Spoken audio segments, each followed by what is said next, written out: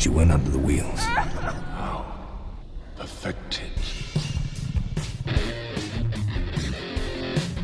Welcome to Under the Wheels. I'm Matthew. I'm Gabe. And today we're bringing back our old podcast mate, Austin. I think you forgot to mention co-founder of the podcast and main person who got this going. That is true. I guess that's true. Yeah, we got a random. Bring me all the fanfare. My life, I'm constantly bombarded by angry commenters.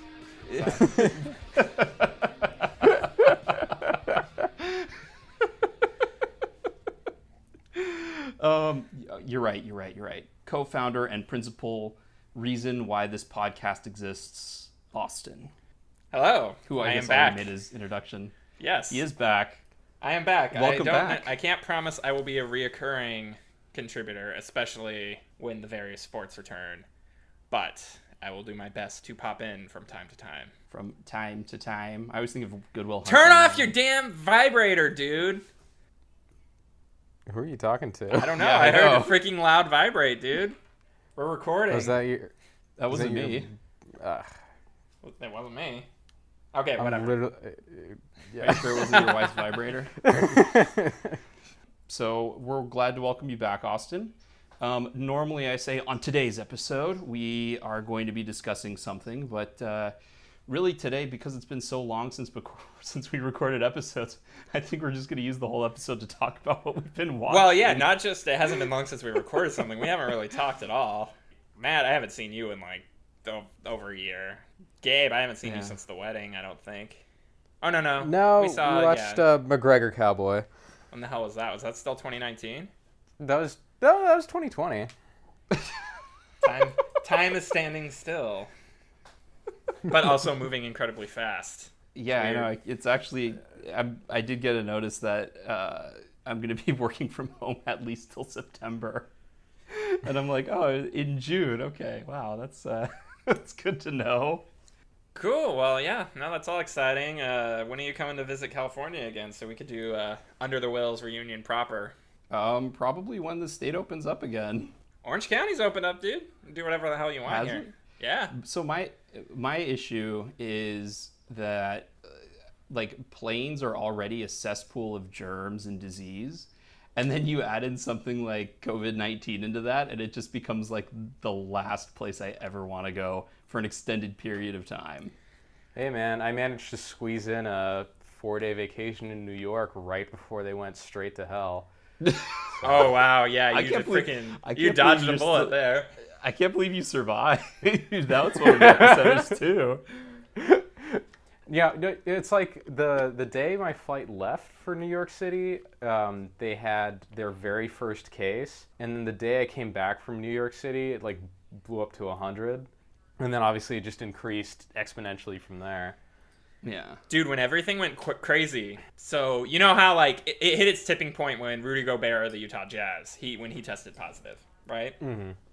I was touched all the microphones and made out with all of his teammates. Yeah, I was at a concert at the Forum with Heather, like the day that everything went down. I thought they were gonna come out and be like, "Yo, we gotta postpone this," but luckily we were able to stand shoulder to shoulder with hundreds of people, and we did not get sick, and we were able to do something fun right before everything shut down. Nice.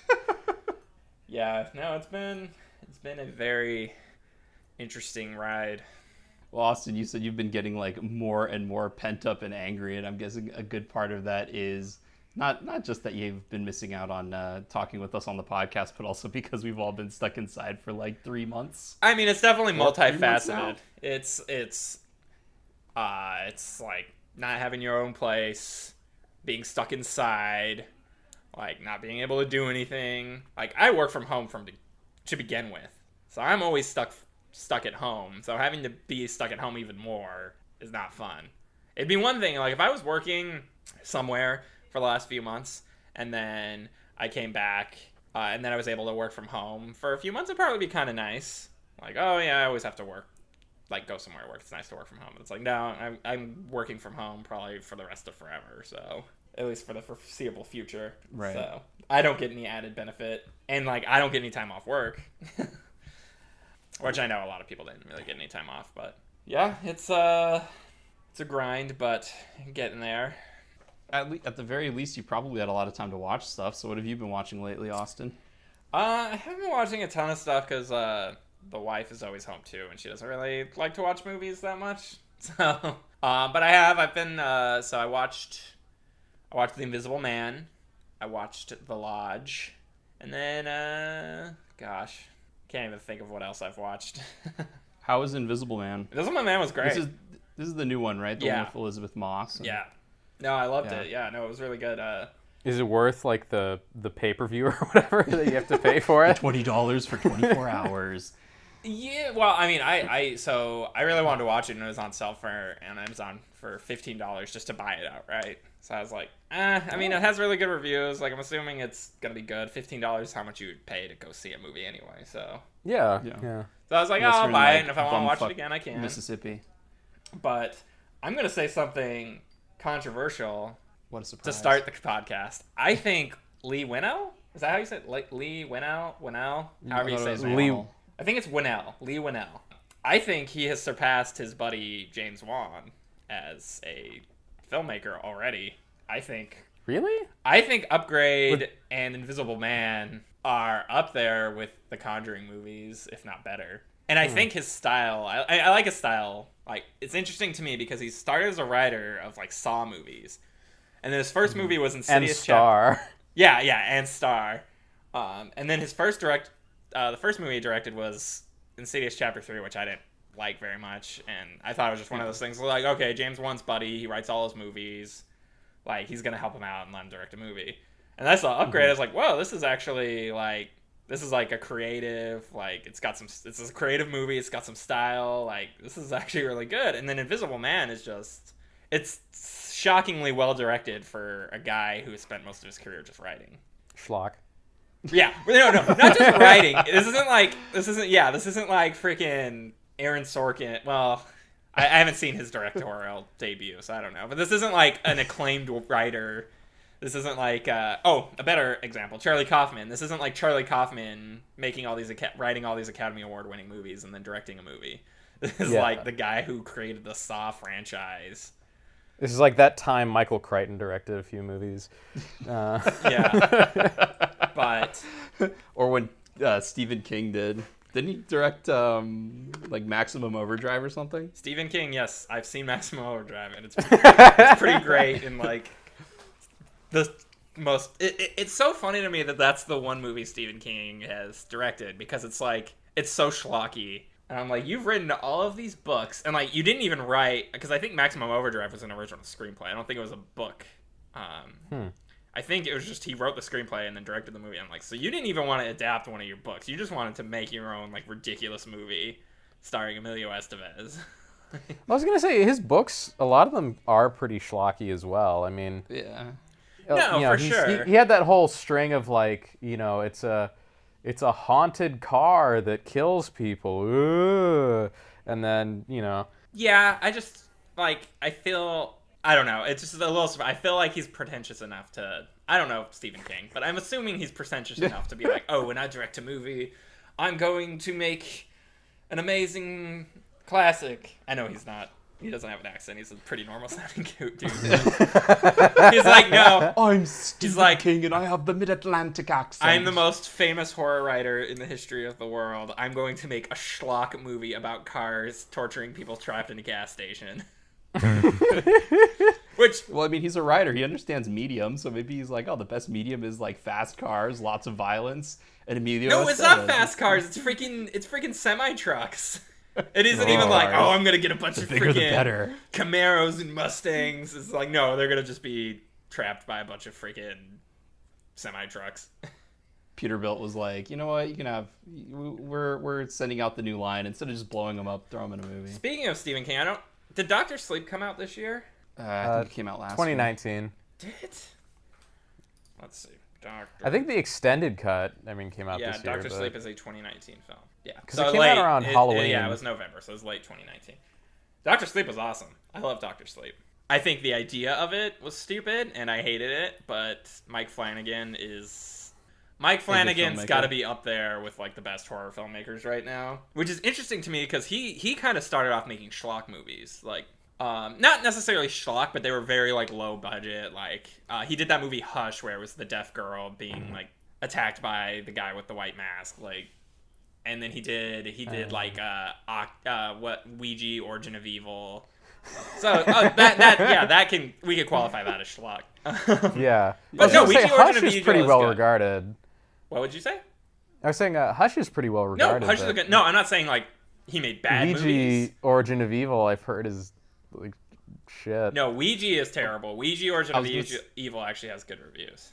Yeah, I was gonna say out of the two movies, I hear that Ouija Origin of Evil is the better of the two. Yeah, no, don't. I'm not gonna sit here and say it's the Mamma Mia of horror movies, or the Mamma Mia Here We Go Again of horror movies. I'm not gonna sit here and say Ouija Origin of Evil is a classic, but it's watchable. And you know what? I think he deserves a lot of credit for that because apparently Ouija is like the worst movie ever. So he was able to make a sequel that was like good enough. But his career trajectory is really interesting because he started off with these kind of like pretty basic horror movies, and then he made Gerald's Game, which is really good. Then he did Haunting of Hill House is amazing. Surprisingly really like stylish and well done. Like he's I feel like before he didn't have like much of his own style, and I feel like he found it in Gerald's Game, and now he's kind of just added that because like Dr. Sleep feels a lot like Haunting of Hill House in terms of like aesthetic, but Dr. Sleep is really good. The ending, Gabe would. I don't think you've seen Dr. Sleep, so I'm just gonna say the ending. Gabe would probably roll his eyes so hard that they'd fall out of his head. Because it's all. Does he get? It's all just like Spielbergy. Well, it's all just like remember The Shining, remember The Shining, remember the twins, remember Jack Nicholson. You remember Blood in the Hallway? Yeah, like you remember Here's Johnny. Do you remember all this stuff? And it was just kind of annoying because like the first 3/4 of the movie are so good, and then the ending is just kind of like, okay, let's move on. This is just kind of obvious now. But other than that, no, I really liked it. What's her name? Who's the lady that plays Rose the Hat? Rebecca Ferguson. She's I had never seen her in anything, and she's awesome. You didn't watch Mission Impossible, Fallout, or Rogue Nation?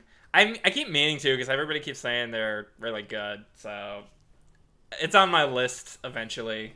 Rebecca Ferguson's good. Yeah, she was awesome. Actress. She was one of the better horror movie villains that I could think of. That's not just like a nameless monster or faceless monster. Like definitely one of the better performances I saw last year. Nice. But basically just a lot of horror movies I've been watching. You guys see VFW yet? No. You guys haven't seen... Okay, Matt. VFW is literally something I feel like you would love. It stars your boy Stephen Lang. You got Cobra Kai. Who else is in there? You got William Sadler. And you know the dude in Commando that Arnold Schwarzenegger drops off the cliff? No. I don't know if you've seen Commando. Well, you got like all these like 80s... you got all these 80s actors, and it's what's the guy's name? Joe Bagos, I think his name is. He's like crazy style, and it's so gory and amazing in so many ways. So you guys, it's like Mandy VFW. meets Rambo meets Hobo with a Shotgun. So if I can recommend anything to you guys, it's VFW, because I think y'all would very much enjoy that. You would love it. It's like anything that's Mandy meets Hobo with a Shotgun is something I would at least be somewhat interested in. Well, and you would like it. Like, I have to at least check it out. No, you should definitely. It's all soaked in neon. Like the entire movie is just red and blue and purple. But yeah, it's crazy gore, just awesome. He did another movie called Bliss, which is also amazing and also super gory and neon, and his movies are very like heavy metal. Okay. I thought you were gonna say his movies were very Nicholas Winding Refn. No, not at all. I mean, in terms of like neon, I guess, but The aesthetic there, but everything else is more like. But no, the way he shoots, the way the music is, the way the performances is, it has nothing. It's nothing like Nicholas Winding Refn. Speaking of Refn, did any of you guys like manage to get past the first episode of Too Old to Die Young?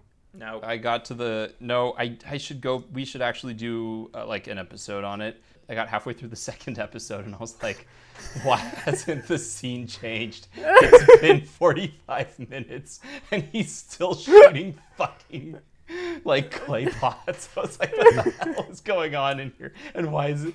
What? Come on. So I was just watching it. I was like, he literally made no effort to tighten this up at all. No. Like he not at literally all. made an assembly cut of just like Miles Teller looking around and just went with it. Well, so like and Gabe, you can comment more on this, but like it's weird because most of his movies are an hour and a half and not longer than that. Yep. And yet each episode here is like an hour 45 minutes or 2 hours, and like it's but it doesn't feel that much different. It feels like you said, like he didn't try and cut anything to make the story tighter, but a lot of the emotion is still like equally relevant or even more relevant. Like there's a couple of shots that are just like slow push-ins on some guy staring at a camera with like blue flickering in the background, and you're like, oh fuck, this is intense. And then like 10 seconds later it's still happening and you're like, oh fuck, this is even more intense. So I think it was a lot of play with that. I feel like Refn's brain broke with Drive. Like he got so much like fanfare and success so fast, so he's essentially just trying to like replicate that success, but it's doing a terrible job at it. Well, it's weird because like he didn't write Drive, and he wasn't the original choice to direct it either. He was brought in by Ryan Gosling because they were doing Only God Forgives. Oh, I didn't know that. I didn't realize Only God Forgives was before Drive. Like, well, it was like in production. It was supposed to be. Yeah, that's interesting. I didn't know that. Yeah, it's just strange because his movies up until basically Valhalla Rising was the first of his like ultra slow, super high contrast, really stylized movies. Whereas everything before that's pretty frenetic. The Pusher movies are all really fast paced, and then like Bronson is reasonably fast paced. Yeah. It's not like slow by any Stuff means. happens. Right. Although there are a lot of static shots. There are a lot of static shots where things just develop in the frame. Yeah. Yeah, but there's things developing in the frame.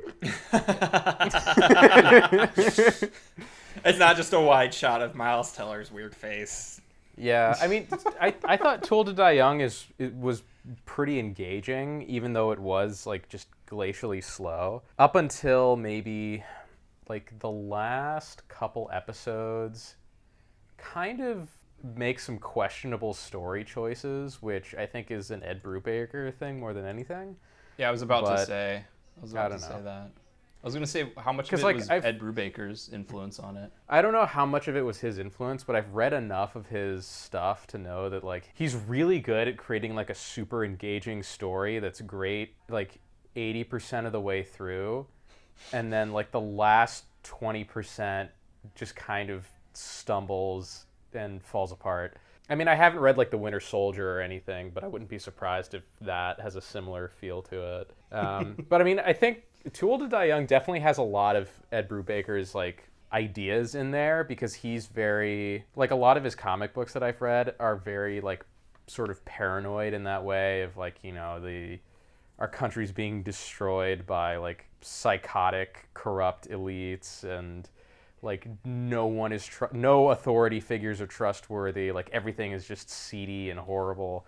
So like the kind of apocalyptic themes of Too Old to Die Young, I think, are a very Ed Brubaker touch.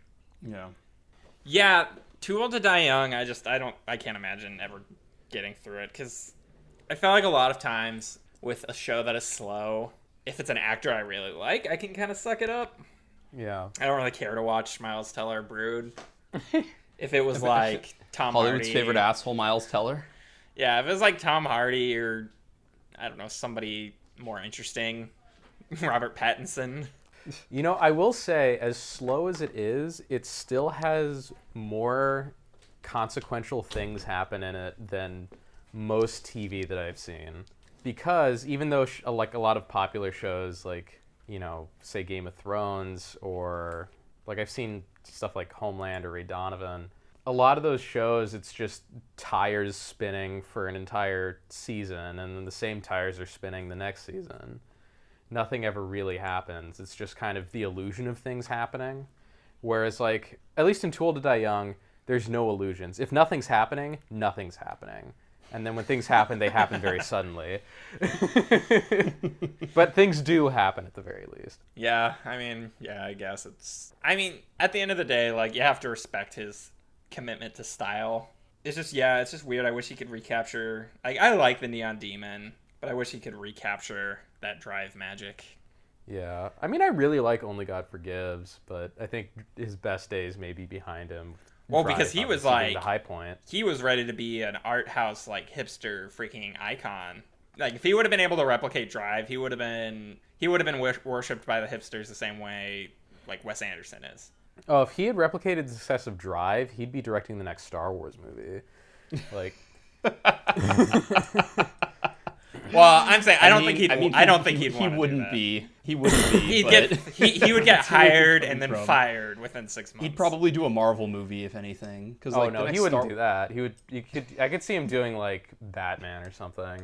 I could see DC coming to him with open pockets if he could have replicated Drive. I could see him doing something DC because I think DC's just kind of like F it at this point. We're gonna just let filmmakers do whatever the hell they want with our properties. At least that's what I'm hoping they're doing. Which is what they should have done to start. They're willing to let filmmakers do whatever they want until they get to post-production, and then they're like, wait, we have to redo everything that, Well, I'm hoping it's changed now. Obviously. Normally I would have agreed with you, Gabe. Yeah, to kind of go to your point, Austin, I think they had a shakeup in management, which is why they have a new CEO, the right? Snyder. Don't they have a new CEO?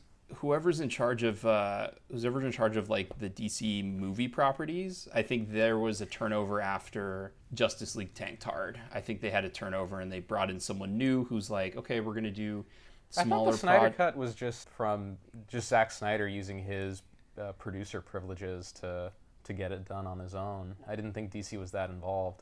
They're giving him like $30 million. No, HBO's not giving him any money for reshoots, but they said that he can get $30 million for. And here's the weird thing: is like we can talk about this for a little bit if you guys want to, but like they're giving him $30 million for nothing but post production. I think it's going to be like a lateral amount of change. I don't think it's going to like make it significantly better or worse, because there are certain things that Joss Whedon brought to the project that are horrible, and there are certain things that he brought that are good. And I think that the things that are horrible that Joss Whedon brought, I think Snyder's going to change that and make it better. But I think the good things that he brought, I think Snyder's going to fuck up. Well, I think with Justice League, I don't think the Snyder Cut's going to be any better. I just think it's going to be more consistent. Because it's going to be a more coherent movie. Yeah, because there's a lot of weird... I don't think it's going to be more coherent. There's a lot of weird inconsistencies in Justice League where, for the first half of the movie, Cyborg is like this emo sad boy who's just bitching about how he was cursed with badass superpowers or whatever. And everyone's like, oh, you have a gift, you should help people. Like, is it a gift though? No one understands me. Can't you see I've got a red eye? And then in the last half of the movie, he's like, a dude bro crushing beer cans on his head. So it's just that flip is so sudden, and the whole movie's full of things like that. So I think at the very least, he will be a emo sad boy the whole movie instead of just the first half. Well, yeah, and Superman's gonna come up to him and be like, "We need you to open the mother box." He's gonna be like, "I don't think I can. I've got a red eye." What?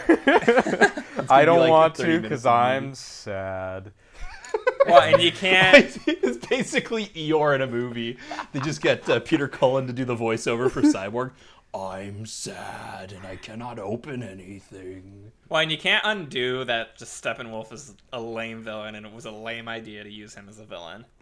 Yeah. Well, yeah, but if that's the case that was in the script from the Snyder Cut, that's not changing. Well, that's what I said. I said you can't undo that. Yeah, and that, like, even if they have more money to make him look better, which is kind of unfair because one of the problems was that they didn't have the time to develop a good look for him. Not that it would have helped, but a lot of people are like, oh, the CG is so shitty. It's like, well, yeah, I mean, don't blame the artists, blame the fucking release schedule. It's just interesting to me that they threw out General Zod and Doomsday with the first, they threw out two of the most iconic Superman villains in the first two Superman movies, and then they're like, oh, for the Justice League movie we're gonna go with some D-lister that nobody knows.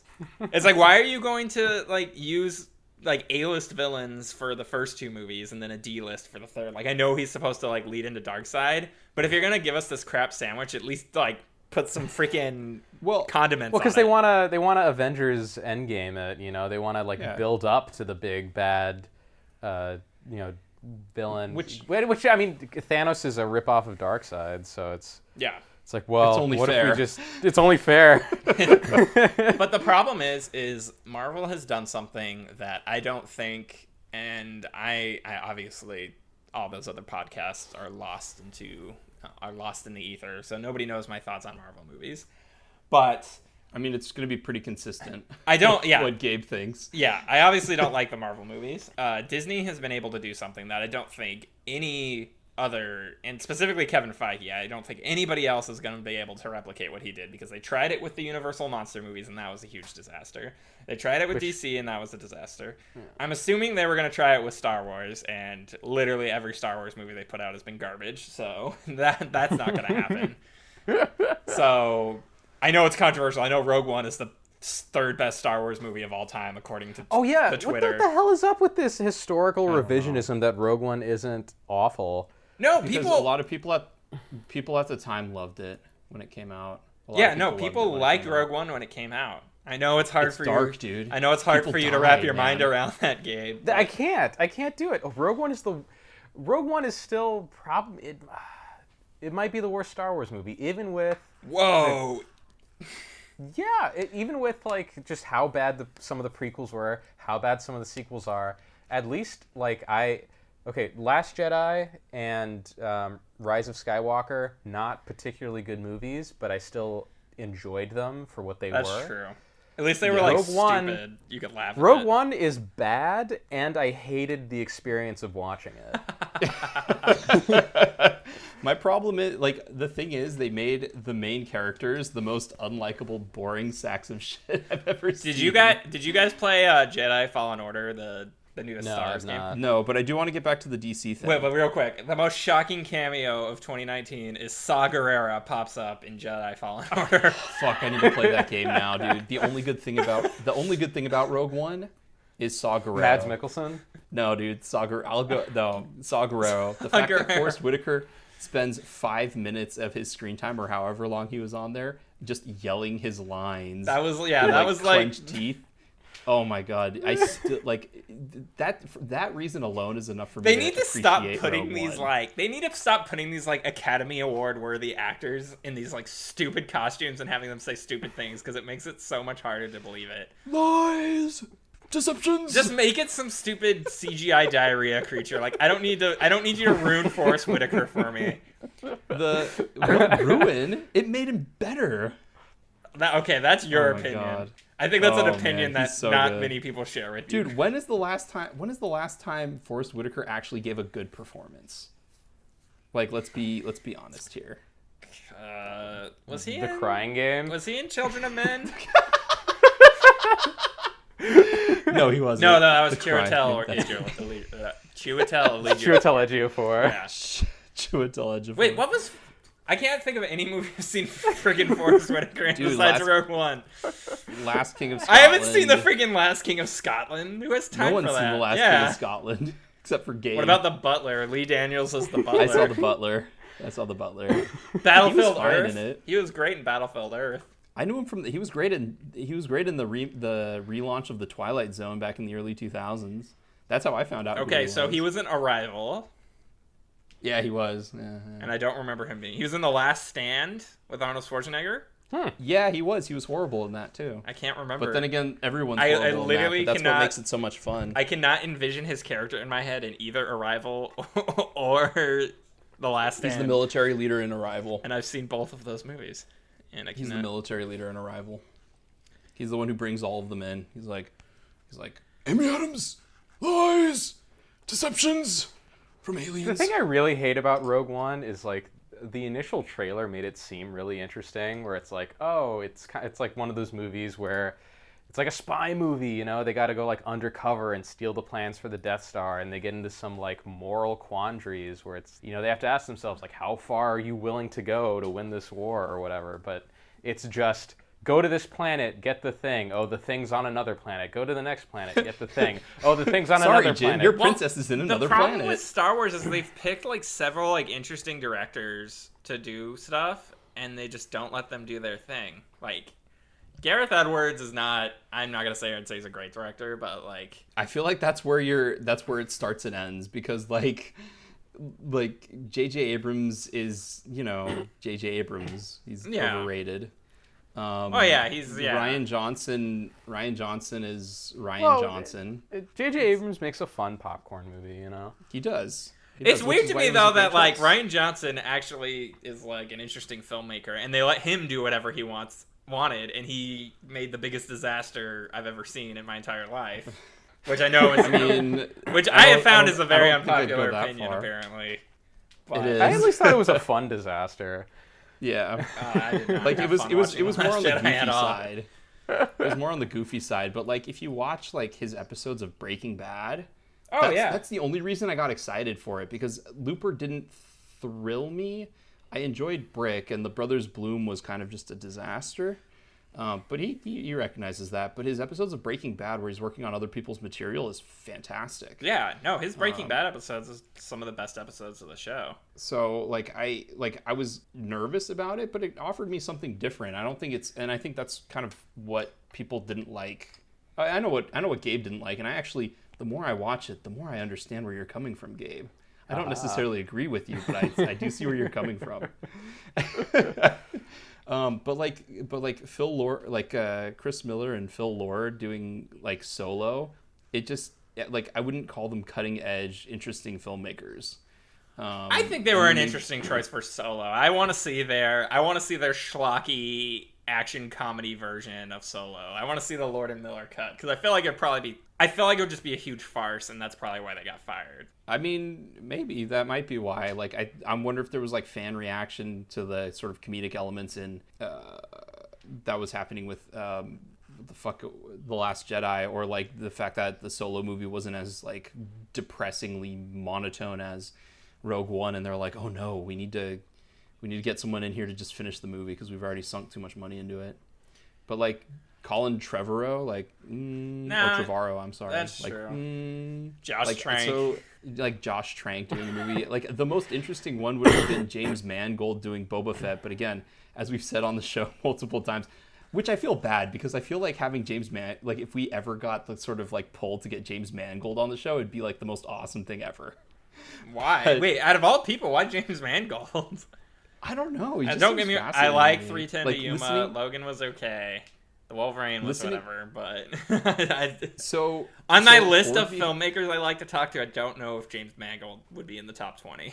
I've heard enough of his DGA shows that like he's just like he seems like a really interesting guy, and just his whole history as like he started off in a super independent feature, and he's kind of become a really like heavy studio guy, but he's able to like make his own projects or projects that he finds interesting. What is he? He's doing something next. What's he doing? He's doing Indiana Jones 5, theoretically. Ugh. We'll see. We'll see. I don't know. It just feels like I don't care if they put out an Indiana Jones 5, but it just feels weird not having Spielberg direct it.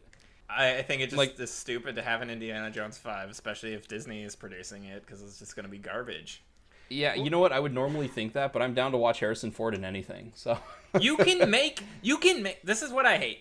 Like, a sequel or a remake or a reboot is not inherently bad. The reason they all suck is because these studios don't know how to make good movies, and they pick crappy filmmakers to do these things. No, the reason they all suck is that the laziness that kind of encourages them to have these ideas is the same laziness that causes them to not follow through on these ideas. Yes. Yeah. So I would agree with that. Well, because like the thing is like, The Invisible Man was a remake, but they're like, okay, we're going to give a creative filmmaker, like, let him do whatever he wants. He doesn't have to put any Easter eggs or any crap. Like, he's literally, because The Invisible Man with Elizabeth Moss has literally nothing to do with the original one, like, at all. Like, it's a completely different premise. Like, literally. It's just a bad guy is an invisible guy. Well, I think in The Invisible Man, he's not even a bad guy in the original, like, classic. I think he's just like a dude I think in the classic he uses his invisibility to like commit crimes and stuff. Oh, okay. Well, I don't know a lot about it. I just know it really has like nothing to do with the Lee Winnell version. So it's like you can make good remakes and you can make good sequels. It's just like you said. It's just like laziness. It's studio interference. It's bad filmmaking, and like even good filmmakers. Like I feel like if you take who's really hot, right? If you take Robert Eggers, and you have him do Star Wars, Boba Fett or whatever, I just don't see a filmmaker like that putting out his best work in that setting. So to be clear though, it's also weird that all of the one note Star Wars mini bosses that don't do anything except look cool are all getting like these huge, spin-offs or extended universe like backstories. I mean, like there's nothing interesting about Darth Maul except that like he does cool spinny shit with his lightsaber. There's nothing interesting about Boba Fett except his outfit. Actually, no, that's true. And yet, as a huge Boba Fett fan, I know that's well, and his ship's cool too. Although it's kind of given the current climate, calling a ship the Slave One is not necessarily the best way to go. But the thing you're that's also kind of not really looked at is the fact that helming a movie that costs $10 million, but you have complete creative control is completely different than helming a movie that costs $110 million.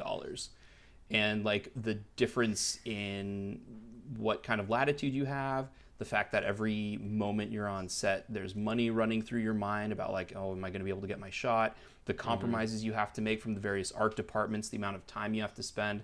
Like, I don't think people who get everything in camera on a small indie shoot think about how their movie is supposed to work when they're incorporating green screen and set extensions and CG replacement heads and things like that to a movie. Like, I just don't think that it crosses most people's minds, and it's easy for studios to kind of take advantage of people that way, which is why I think a lot of smaller filmmakers think that when it comes to their big budget movie, the second one they do is probably going to be better than the first one.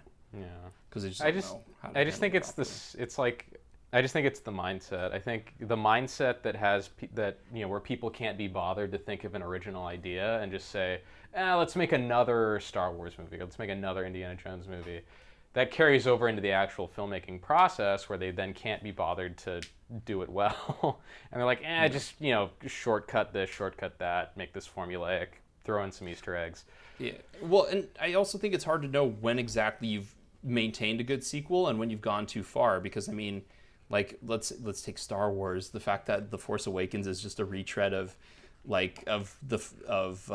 New Hope is like they just didn't know what to do, where to go. Let's play it safe. Let's hit all of the old marks, and you never know what is going to be good and what's going to be bad about it, and you don't want to experiment too much and go too far out like Highlander 2, and you don't want to be too conservative. So I think it can be hard to make, and I also think a lot of times like with A New Hope, it's like that was a self-contained movie. They didn't need to make a sequel. It's a miracle that the sequel worked well, but it's probably because they were taking it, as a pair with the Return of the Jedi. But I feel like if people got an original, like an awesome original Star Wars movie that had nothing to do with anything, like literally, like even The Mandalorian has its like connections to like, because obviously The Mandalorian looks like Boba Fett, like it literally has a connection to nothing. I don't think people like aren't gonna see that because it doesn't have any characters. It's like at the end of the day, it's a Star Wars movie. Like you have a perfect platform to just make great original movies because people are gonna see it because it's a freaking Star Wars movie. But no, we're just gonna keep rehashing stuff that we already know. And like even The Mandalorian, which I know everybody wants to pretend the Mandalorian is the greatest thing since sliced bread because it's different. It has like 3 really good episodes out of like 8. Like 5 of the episodes are crap. 3 of them are really good. So let's not act like The Mandalorian is this work of art that all of a sudden saves Star Wars. I don't know if you guys agree with me on that sentiment, but I think they need to like get away from all this crap that we already know and start trying to think of original ideas, because Star Wars is going to make money no matter what. Like, it's just how it is. Unless it's like, and I think you saw with Han Solo, that movie didn't make crap because nobody wanted to see Why? that. Because nobody cares about seeing a Han Solo movie. Because everybody already seen 4 Han Solo movies at that point. Or 5.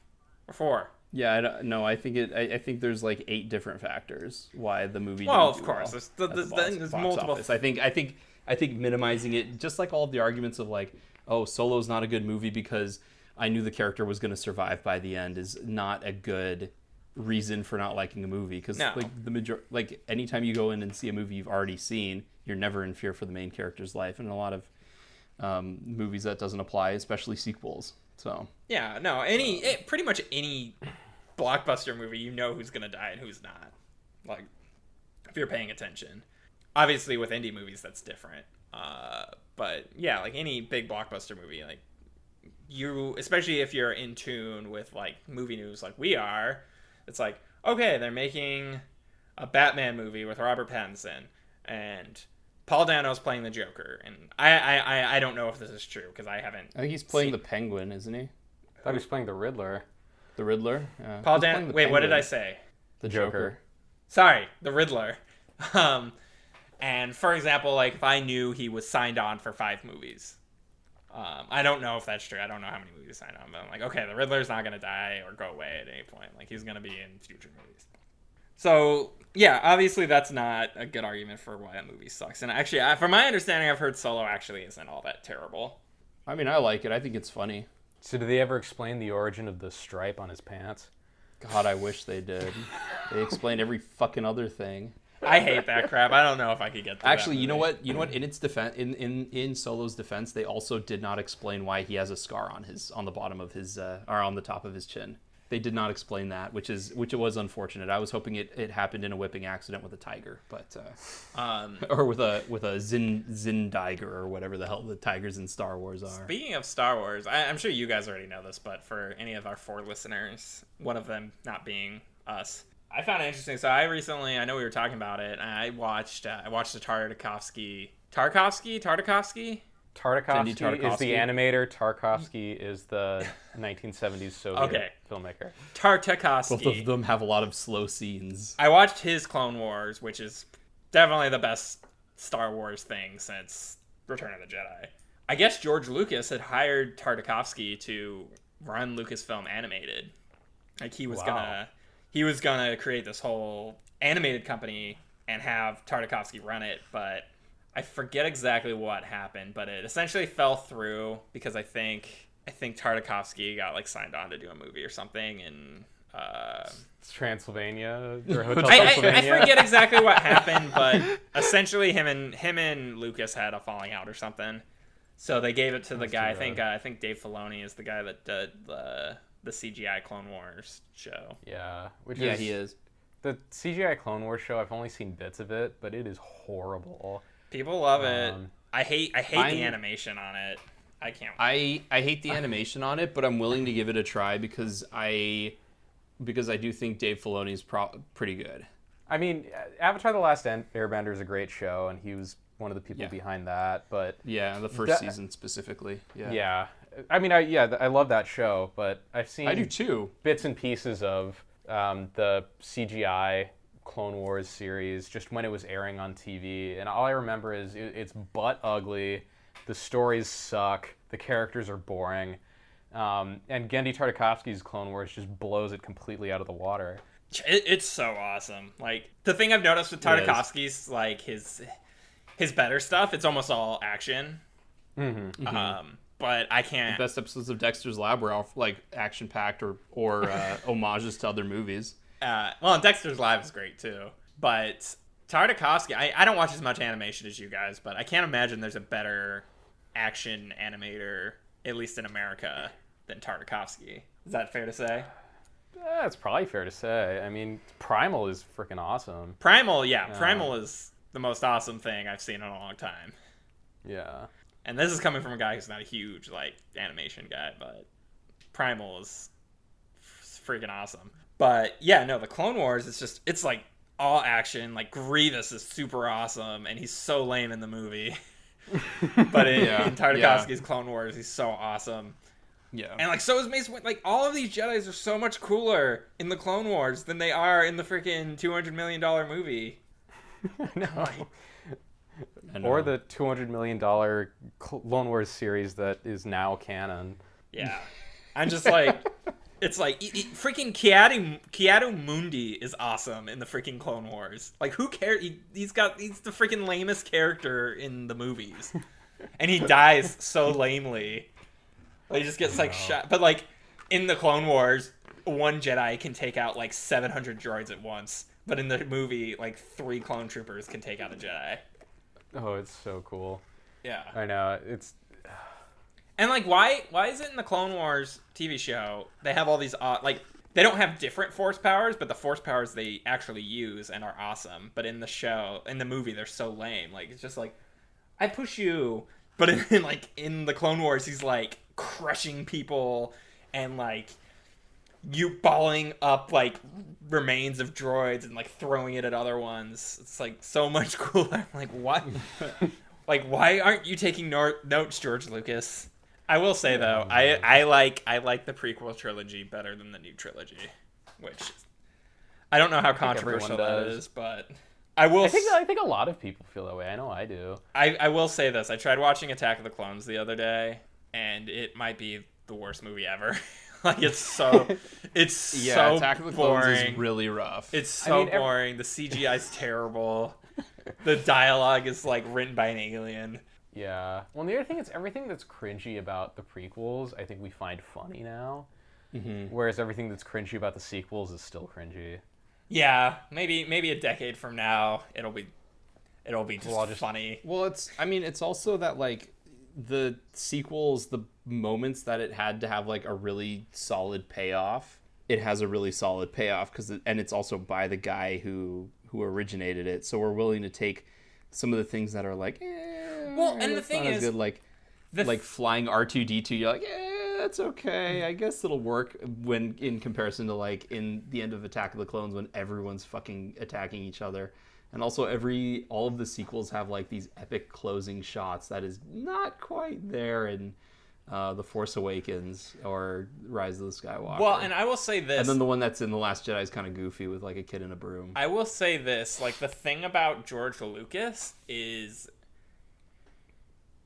nobody can accuse him of not thinking of a bunch of weird ideas. Like at least in the prequels, you get a bunch of new just like creature and character designs. Yeah, you get a lot of new stuff. Yeah, you get a lot of new stuff. Like literally, like all the new movies is just like rehashing the same crap. Yeah, the Casino Planet was a real rehash.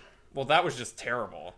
And a Casino Planet isn't that creative. I would say it was poorly implemented, but having a Casino Planet is kind of a cool idea. But it was poorly implemented in a way that like I think George Lucas could have implemented it better. I don't need your whole like I don't need Rian Johnson's ham-fisted like, oh, the elites control all the war. Like, okay, like you don't need any political commentary in a movie called Star Wars. I don't need ham-fisted political commentary in a freaking Star Wars. You don't need ham-fisted political commentary in a ham-fisted movie called Star Wars. I don't need Star Wars to be ham-fistedly somehow about Trump, considering that everything is somehow ham-fistedly about Trump these days. Yeah, like that's not an endorsement of anybody. It's just like you can be smart about things. You don't have to, like, not everything needs to be so freaking hit you over the head. Yeah. Well, it's also just like, you know what bit of lore makes the entire Star Wars universe more confusing and more inconsequential? War profiteering. Yeah, right. That was my least favorite part to begin with. Well, the problem with The Last Jedi is it makes the entire conflict seem like a sideshow. And the rest of the galaxy is just kind of sitting around chilling. And every choice they make in The Last Jedi just doubles down on making the main conflict more and more and more of a sideshow. Yeah, but I mean, I will say this about it. They try to make this whole division between like the First Order and the Resistance like a big deal in the first one, but it doesn't make any sense in The Force Awakens. Like the First Order acting like the Empire makes no sense. Like for the scale that it has. Don't control any planets. They don't do any. Not the Empire. They're like, why are you making a resistance to the Resistance? Like the First Order is like a gut reaction turn. So why is the Resistance so shitty? Like that's a good point. Like if they still have like that like that's the central issue with the bad guys in the new that and the fact that the bad guys are just a joke. Yeah, like that's definitely the entire sequel trilogy is like, instead of, two sides fighting for the fate of the galaxy, it's more like Two sides fighting for a parking spot. Well, it's just, the Crips and the Bloods are fighting on the bad side of town, and everyone else just kind of ignores them and pretends they're not there. Yeah. I mean, there could have been a lot of interesting things to mine out of The Force Awakens going in, and The Last Jedi doesn't really mine any of that, but then it's made worse because the Rise of Sky... Why do we always talk about Star Wars on this podcast now? Like, I don't know, man. I don't know. The Rise... I mean, we haven't heard Austin's side of things in a while, but the Rise of Skywalker takes all of what might have been an interesting thread in The Force Awakens and just does a shitty job executing it. Like, that's a huge problem, too. Oh, yeah. No, the Rise of Skywalker is just a freaking massive dumpster fire. Though, dude, I enjoyed it more. Adam Driver's last line is "Urgh." That's like his last when line they in the when whole they movie. when they kissed, I freaking groaned so hard. Oh my god! Like, this is the so dumbest bad. thing I've ever seen in a big budget so movie. Bad. It's so bad. No, the best is Oscar Isaac, because he's totally like in on he's like looking at the camera and he's like, "Isn't this ridiculous and stupid?" Somehow Emperor Palpatine is back. Like, you get this, Oscar Isaac. You know that this is Who's writing these scripts? That's what I want to know. Like, who's sitting here? Like, what freaking like algorithm do they have to write these scripts? Like, I feel like they get like an Academy Award winning writer, which I think the writer of Batman vs Superman wrote The Rise of Skywalker, who is an Academy with J.J. Abrams, who is an Academy Award winning writer, shockingly enough. You can tell the bars are both really low and really high. I mean, Argo's a good movie, but I haven't seen anything else that would indicate that he's worthy of Academy Award. More so than like Paul Thomas Anderson.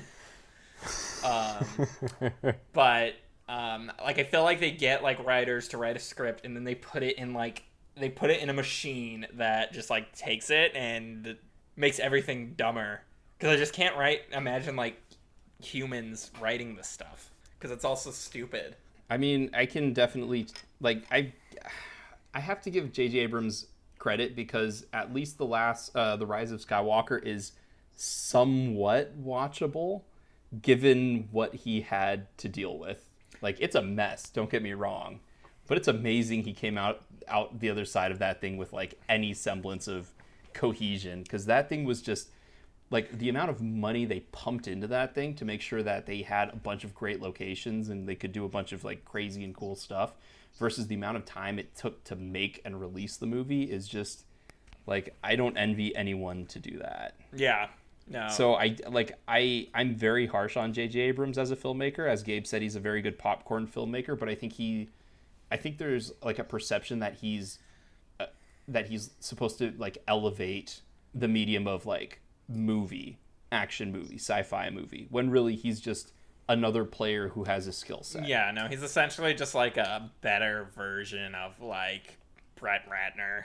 Like, if Brett Ratner had like any creativity. He's a pretty pale imitation of Steven Spielberg. Yeah. But because he was I mean, Ryan Johnson, like the next Spielberg. Ryan Johnson didn't do him any favors, because basically I feel like The Last Jedi is just crapping all over Force Awakens, and then the freaking Rise of Skywalker is just crapping all over The Last Jedi. I mean, it is in terms of like, I don't see how it's not, because he literally takes all of J.J. Abrams' ideas and just throws them in the trash. So, like what? What did you say? Like what? That like Snoke is like this Grandmaster villain, or that like Rey's lineage is important, or I don't know. I haven't seen any of them in a while, but obviously Ryan Johnson did his own thing. Going back to DC quickly. Oh, go ahead, Gabe, if you wanted to make a comment on that.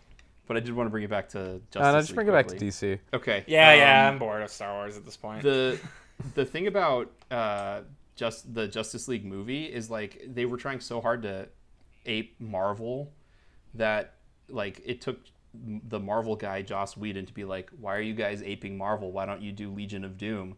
And the fact that we're never going to get the Legion of Doom makes me sad. Oh yeah, I forgot about that. Because that would have been a better way to go with a Justice League movie, have two like super powered teams going against each other. That's the one thing Marvel can't do, or has tried to do and has not done a good job of. Well, this is why. So it's like the one unique bullet in your gun, and you're like, nah, we're not gonna do that. DC, That's just, nah. DC likes to cling to the fact that they have great villains, but for some reason, they're all Batman villains? Yeah, like they've made. Well, no, DC has plenty of good villains, but for some reason they have no idea how to utilize them properly. Like Legion of Doom would be great. Like what happened to that Gareth Evans Deathstroke movie? That would have been the greatest thing in the history of cinema. And I have a feeling that's never going to happen. Probably. Though, like, I don't know. Like, Suicide Squad was a complete dumpster fire. I'm sure James Gunn's The Suicide Squad will be entertaining at least. But and it's like the Joker is so far removed from anything that has to do with any of their other movies. The Joaquin Phoenix Joker. So while I'm a little mixed on the movie, obviously a lot of people liked it. I don't really think that's going to lead to any long-term success. So I don't know, like, I just don't know what they're doing. Because, like, even, like, Wonder Woman 1984 is going to be lame as hell because the 80s trend has died, I feel like, years ago at this point. It's all about 90s nostalgia now. And Kristen Wiig is the villain sounds just, ugh. I think Wonder Woman 1984, like, until it's proven to be shitty, I'm going to believe that it's going to be awesome. I have a hard time buying that, but... Pedro Pascal as Maxwell Lord. Okay, I like that. Kristen Wiig as the bad guy. As Cheetah.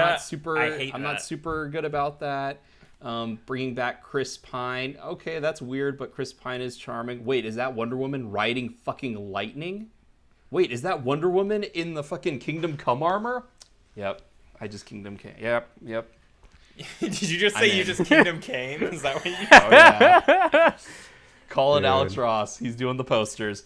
But it's like, it's setting up something that I'm excited for it to deliver. I'm just hoping and that's better than a lot of that. Like, that makes me excited. And I liked Wonder Woman. I thought it was well done. They're going to take off a lot of the gloves of like, oh, we need to make sure we connect it. The one thing that I'm kind of disappointed with is that they're not keeping the same composer, because I thought the composer they had, I think it's Rupert Gregson Williams, I thought he did a fantastic job with the movie. And like, granted, they're getting an upgrade because Hans Zimmer is doing it, but I'm going to miss... I really like the music in Wonder Woman. But I'm excited about Wonder Woman. Which of his previous scores is Hans Zimmer going to recycle? I was going to say, I was like, Hans Zimmer thinks of a great score once every decade and then recycles it. Like, go watch Gladiator. It's going to be Black Rain. Go watch Gladiator and watch Pirates of the Caribbean. It is the exact same score. And the score from Inception, like the song Time from Inception, is the exact same score for 12 Years a Slave. It's literally like he's not even trying to hide it. Yeah. It's going to be a lot of Inception's music is from The Thin Red Line, which I've mentioned on the podcast. Yeah. Yep. Wait, which one? A lot of what was from Thin Red Line? Inception.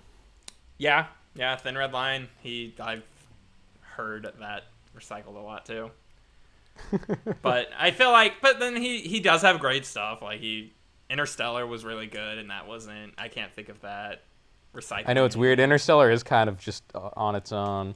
Same thing with Man of Steel for the most part. It's pretty. Yeah.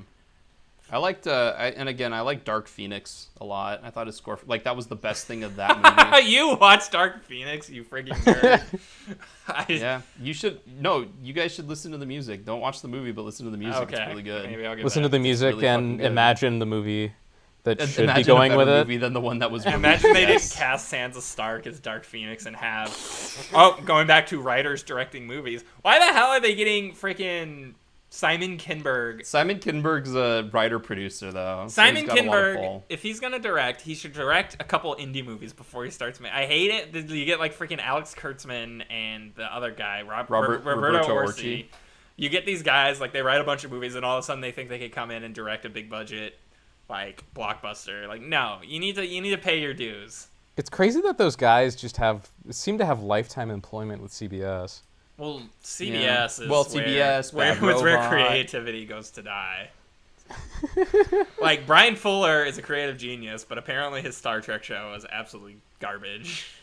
So, I'm just wondering if something about working for CBS just like warps your brain. Well, also, I mean, They seem to have also turned Star Trek into like the new CSI. Ugh. I this is why I'm like, Brian Fuller, you get a get out of spin-off, CBS. and you get a spin-off. Like, I was really into American Gods the first season, and then Brian Fuller left, and I was like, I'm not even going to waste my time, and apparently it's hot garbage. But he did that to go do Star Trek Discovery. to Star Trek Discovery, which apparently is hot garbage. Yep. So, yeah, but, we were talking about DC. I think, so this is what's going to happen. If Matt Reeves' The Batman movie is a huge hit, which I think it will be because they seem to have everything. Like, it seems to be that movie where everything seems to be working out. Like, they got a good creative also, team. Matt Reeves. They have a great cast.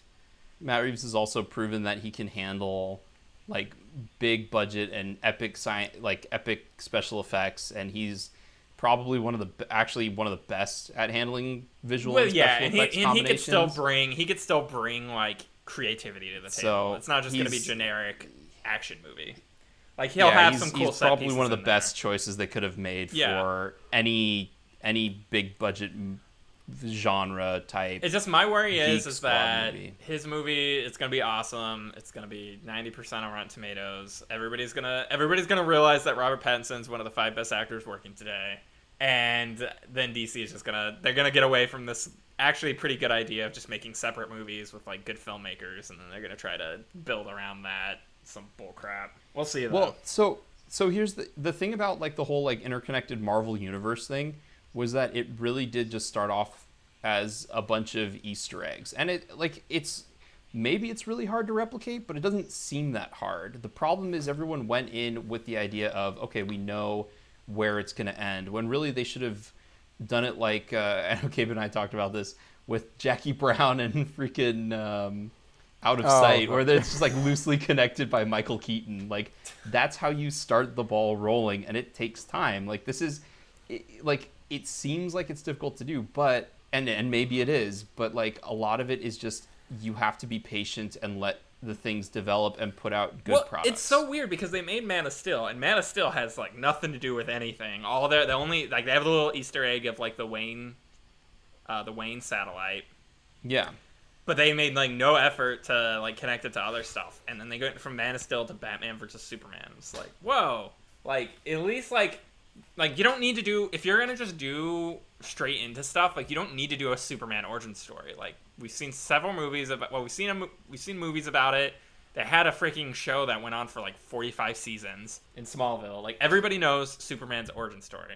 So if you're gonna try to like, but it's like, if you're gonna rush into this like cinematic universe, then make Man of Steel like Superman, Batman, like, just make that the first movie. Don't like tease us with like an origin movie and then do all this bull crap. Just I still find it shocking that BVS and Captain America Civil War came out the same year, and they're basically the same movie. Yeah. I mean, I haven't seen Civil War, but from my understanding, it's like the exact same plot. It's the exact same plot, has all the exact same flaws, although BVS has a few extra things wrong with it. I don't know. But we also got at least with Civil War, there's no contrived like, what, Tony Stark, your mother's name is the same as my mother's name? Why did you say that that is transcended. Why did you say that name? Serve Martha. Oh God, I still like Batman vs Superman, but that scene is so preposterous. But we did get that Batman parts of Batman v Superman. We got that Batman rooftop scene, which was super epic. Where he's not rooftop, but it's like the warehouse. The warehouse. The warehouse scene. Yeah, Batman indirectly kills like everyone, which I actually find incredibly funny. I know a lot of people took like a lot. They were like, Batman kills so many people. I'm like, Zack Snyder saw the criticism about Superman killing people, and like only heroes kill like what is it, like by proxy, like death by proxy or death by incidental death. And he was just like, everyone's gonna die, and it's all gonna be incidental. He's like, I'm gonna have Batman snap somebody's put this neck in their face and tell them like, oh, are you sure? Because like, Batman technically didn't kill that guy. He The did wall die, but killed he didn't him. technically killed him. Well, yeah, you're telling me the freaking Nolan's Batman The didn't fucking kill bullets in anybody? the fall killed him. But speaking of Christopher Nolan, you guys excited about Tenet? Hell yeah. Yeah. I'm nervous, but I'm excited. Christopher Nolan hasn't made a bad movie, in my opinion. So, I get the sentiment, and I kind of was there for a second, where like you just kind of want to hate on Christopher Nolan because all of his movies are so good, and everybody's constantly telling you how good his movies are. But at a certain point, you just have to accept like his movies are really freaking good. Yeah. Yeah. I mean, we have a whole episode on Inception where we kind of cover it. Although I have more thoughts on Christopher Nolan since then, but the only thing that worries me is something I brought up in Inception is like I guess he crashed like a 747 for the movie, and it was like the most efficient and the most cost effective way to do it was to just crash an entire damn plane somewhere. Oh yeah, I saw that. And I understand that, and I do appreciate the fact that Nolan tries to get as much in camera as possible because it does make the editing process a lot easier when you don't have to imagine what it's going to look like. You can just see it there. But I'm also like, it also worries me like the amount of money that they just throw at him for him to do his project. But he makes it back. That's the thing. He makes it back and more. Like even Dunkirk made a bunch of money. Yeah, Dunkirk definitely made a ton of money.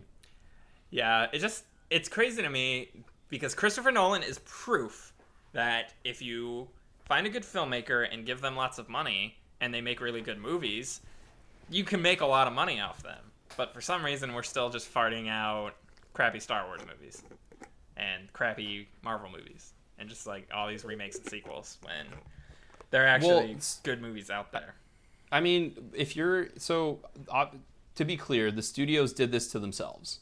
Because the studios made it so that the only way they can make money year over year is by putting out as few movies as possible and having them make as much money as possible. The problem is that it didn't have to be this way, but sort of like the hyper inflated box office returns of things like the Avengers movies and like fucking Avatar and all of that have made it seem like this is the most viable option, when in reality it's probably still better to make a lot of small movies with lower budgets and release them. But then they run into the problem that they can't release them in theaters because no one's going to go watch them because the studios caused all of the theaters to replace projectors with digital projection instead of analog projection. And so now everyone has to charge more money for tickets. So like it's all the studio's own doing, and they need something like they had in the 90s where they had the indie revolution come along and bring people back into movie theaters and bring new voices in. But it's just, I don't know, it's dire and it's all of the movie studio's own faults. Yeah, it sucks. I just feel like there's only like a handful of filmmakers that get a lot of money to make their original stuff. It's like Tarantino, Nolan. I don't even think he gets a ton of money though, Tarantino. I think he gets the amount of money he wants. He still has to like independently source most of his movies, if I'm not mistaken. I don't know.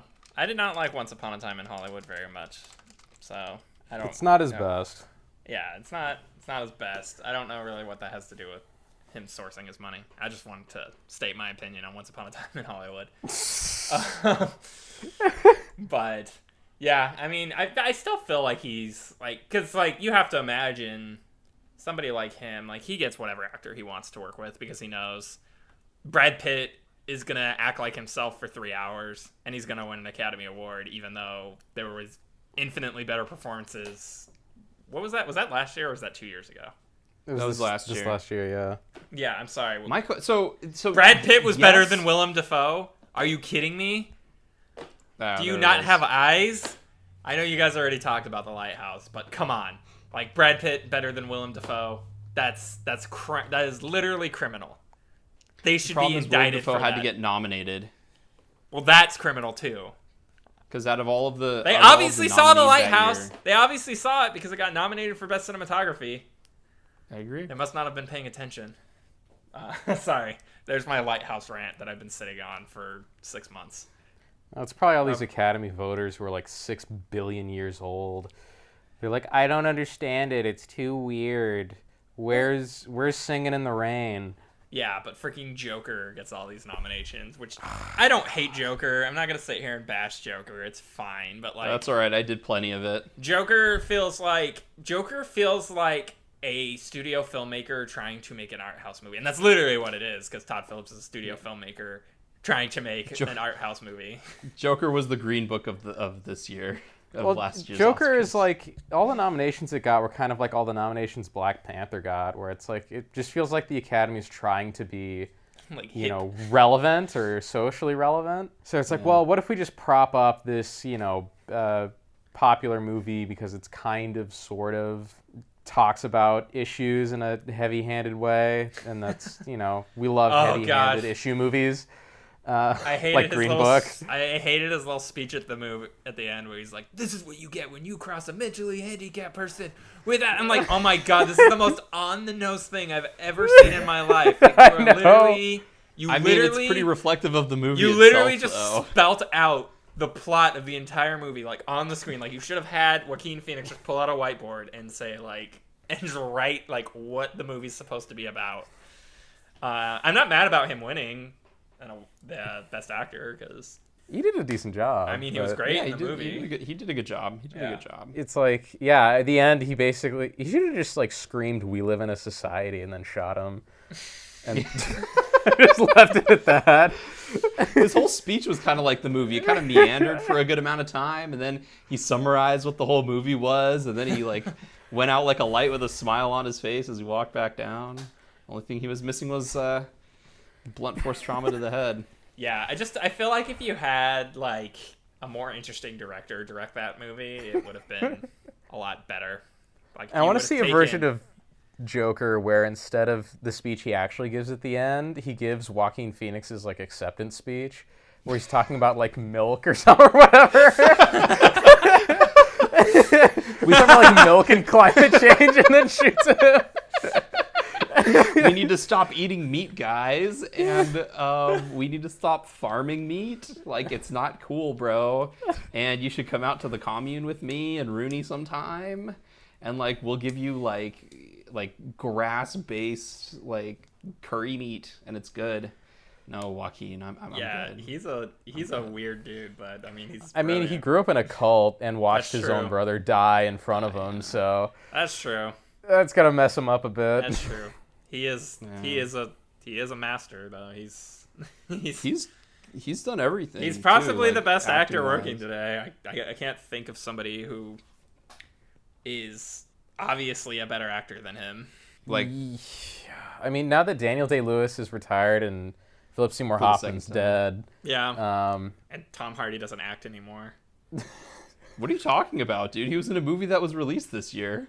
Oh, he's in freaking Capone. Who wants to watch that? Dude, he still works. Did you guys watch it already? no. No. Yeah, I haven't. looks terrible. I haven't mustered. I know. I saw the trailer. I was like, okay, like this has to have some redeeming qualities. And I watched it. It's like, ugh, this looks so boring. I think was Venom 2 supposed to come out this year? Because he's also in that. I still haven't What do seen you mean Venom. Tom Hardy's retiring? Oh, okay. So he's been in 2 movies in 3 years, and all of a sudden he's freaking Nicolas Cage. I mean, he was in Peaky Blinders in the 5th season, so Speaking of he's working regularly. Speaking of Nicolas Cage, in the tradition of our podcast being, I don't know if your podcasts have been all over the place since I left. Or They're since still all over the place. Okay, good. Not quite as much as this is right have now. you guys but yeah, seen? usually. Have you guys seen Color Out of Space? No. That No. one's awesome. That was it's a horror movie. It's like a body horror movie. It's based off a H.P. Lovecraft short story. I was gonna say, I know like Annihilation is pretty close to A Color Out of Space. The movie, I mean, because it departs pretty severely from the book. Yeah, not really. Okay, I've read A Color Out of Space. Oh. And Annihilation's very close to it. Okay. I mean, it's a similar idea. Good job burying the lead, Gabe. It's a similar idea. I mean, the way it unfolds is completely different. Yeah. Like, the premise, I guess, is similar, but the plot is completely different. Nicolas Cage, though, he's just an artist, man. That's all I can say about him. His accent changes like 45 times in the movie. It doesn't make any sense. It's the most bizarre, and I am a Nicolas Cage savant, and it might be the most bizarre Nicolas Cage performance I've ever seen. Speaking of bizarre Nicolas Cage performances, I do think Vampire's Kiss is still available on Prime. I think it is, and I have not seen That's that. I've seen that's all like the the clips. holy grail of Nicolas Cage performances. Yeah. It's the beginning and the ending of all of his great crazy performances. It's just weird to me that he's kind of like how Adam Sandler will put out a good performance like once every decade. I feel like Nicolas Cage is kind of like that now. Yeah. But even his good performances though are still in like weird movies. Like Mandy is a very Nicolas Cage movie, but like his performance is genuinely good. Yeah. Yeah. You have got to see Wild at Heart if you love Nicolas Cage. I want to, but it's not available anywhere. You have to just buy it on Blu-ray. Okay, well maybe you can come over to the new pad and we'll watch it on Blu-ray one of these days. Okay. Because that movie's amazing, and it literally just starts off with Nicolas Cage stomping a guy's head in and then pointing dramatically at people. And it just gets crazier from there. I want to like start a campaign to eliminate the notion that Nicolas Cage is a bad actor, because he's not. He's amazing, and he deserves to be recognized among the greatest of all time. And I will die on that hill. Someone did a video about how Nicolas Cage, like, he purposefully approaches every single project with a different, with like something different in mind for when it comes to acting. Like he could have gone like a pretty traditional route when it came to acting, but he decided to just always try something new. Try going way over the top here. Try going really conservative here. I don't think somebody did a video. I think he said that in a video. Yeah. Well, I know David Lynch and Ethan Hawke are both huge fans of his. Has he ever been in a movie with they Ethan ever Hawke? work in it? Like, why don't I they don't work know. together I think in a movie? That sounds amazing. Yeah, I don't know. Ethan Hawke, I just have heard him say, like, he loves Nicolas Cage and thinks he's a genius. I mean, I know Cage's whole thing, it's kind of like... He's kind of like Toshiro Mifune, where it's completely over the top, but he can do, like... He can basically just do anything on screen that he wants like to. He can pull it in if he wants to, but he chooses to choose, like, really out there choices when he's Well, and acting. I also know Nicolas Cage he's a big fan of German expressionist movies from the 1920s and 30s, and bases a lot of his acting style off of those. Oh, interesting. Interestingly enough, here's some trivia for you. Gabe might already know this, but I guess for Mandy, Panos Cosmatos wanted Nicolas Cage to play Jeremiah Sand, the cult leader, but he wanted to play Red, and he was only going to do it if he could play Red. And I think it worked out. But I mean, Nicolas Cage as Jeremiah Sand would have been amazing, but Yeah. I am not upset with what we got. They should have done the Tom Hardy legend thing where they just cast him in both roles. And you just haven't seen Nicolas Cage killing himself. That would have been amazing, because like we'll do bearded Cage and clean shaven Cage. Which I'm gonna say I prefer bearded Cage. Clean shaven Cage is these days for sure. It hides his neck. He doesn't look so good. His beard. Yeah, he's getting older. I mean, he's an older guy now, and Color Out of Space, it's like he's a little hard to look at just because his hairline's so weird. But when he's got the beard, at least it's like kind of palatable. It's always weird when you see those guys whose hairline starts like in the middle of their head, but they still have very long hair. Where like the majority of their face is just forehead, and it just like recedes way back. There's a guy, John Dodson, whose hairline starts like... Is that the UFC fighter? Yeah, his hairline, like he still has an afro, but his hairline starts in line with his ears. You know what I mean? So it's like it's like his hair is like a hood that he only pulled halfway over. Oh man. Hey Gabe, I have a question for you. Shoot. What have you been watching lately? I was gonna say, like, we were talking about this podcast being all over the place, and we were still on Austin's "What have you been watching lately?" I know I've been thinking about it for the last like 20 minutes. I watched a I didn't even gonna talk about The Lodge. I literally talked about The Invisible Man for 90 seconds and then That's because because I don't give two shits about The Lodge, Austin. That's why. No, I'm just kidding. But dude, Thorin Oakenshield is in The Lodge. The guy that plays Thorin Thorin Oakenshield. Oakenshield was Richard also in Armitage? like a movie about about hurricanes. He was also in Hannibal. He played Francis Dollarhide. I gotta say, Richard Armitage is such a cool name for such a okay actor. I like him. I like him too. Like I think. Yeah. But maybe that's just the fact that like I do think that Peter Jackson is a good filmmaker because he can take actors who are not necessarily good in other things and make them. Wait. Is anybody saying Peter Jackson isn't a good filmmaker? Because if they say that, they should be in prison. We debated it. No, we debated if he's still a good filmmaker. Okay, that's different.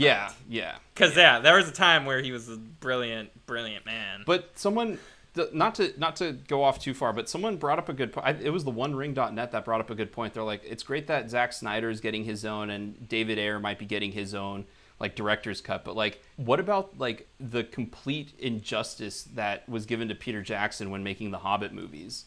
Like the fact that there was never supposed to be an awkward love triangle between two elves and a dwarf. Like the amount of cuts that Jackson had to make and studio interference, like one, Peter Jackson never got to make the Hobbit movies he wanted, and two, Guillermo Del Toro never got to make the Hobbit movies that he wanted to make.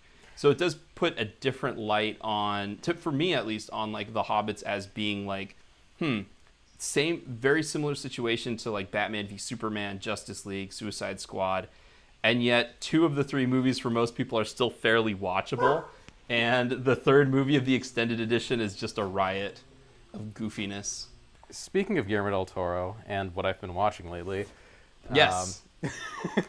I managed to finally catch Crimson Peak after wanting to see it forever. Yes. Oh my God. I've been wanting to ask you about this. It's pretty good. Like, it's an entertaining kind of schlocky, soapy drama.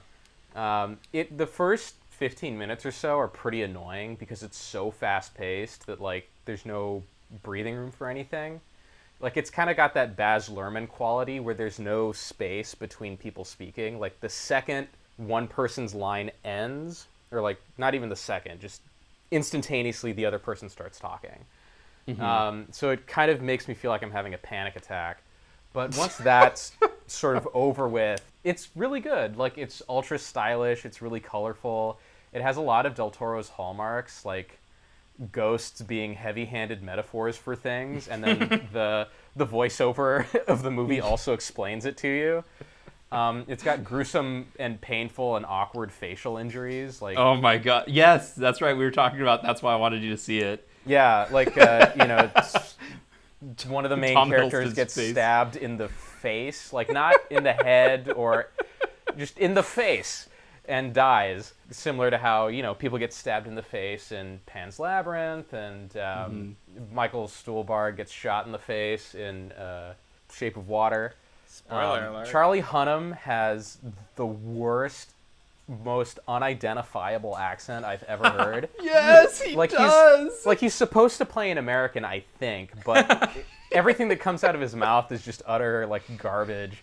And it's great because no one cares. It doesn't bother anyone that his accent is just terrible. And I think he swaps terrible accents with Jessica Chastain because she's supposed to be British, like she plays Tom Hiddleston's sister, but she just speaks with an American accent and occasionally drops the R off the end of words.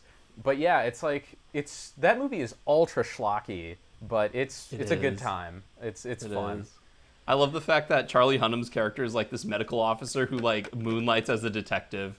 That's my favorite thing in the whole movie, and I wish they had more of that in it. Like, because that got me going. I was like, I want to see a series of Charlie Hunnam solving crimes as like a medical examiner. The movie just needs Quincy. more Charlie Hunnam and Jessica Chastain talking to each other. Yeah. So we can have their awful accents going like head to head. Because it's just anyone who's seen Pacific Rim and kind of noticed that Charlie Hunnam's accent is like just barely okay and then occasionally flies off the handle.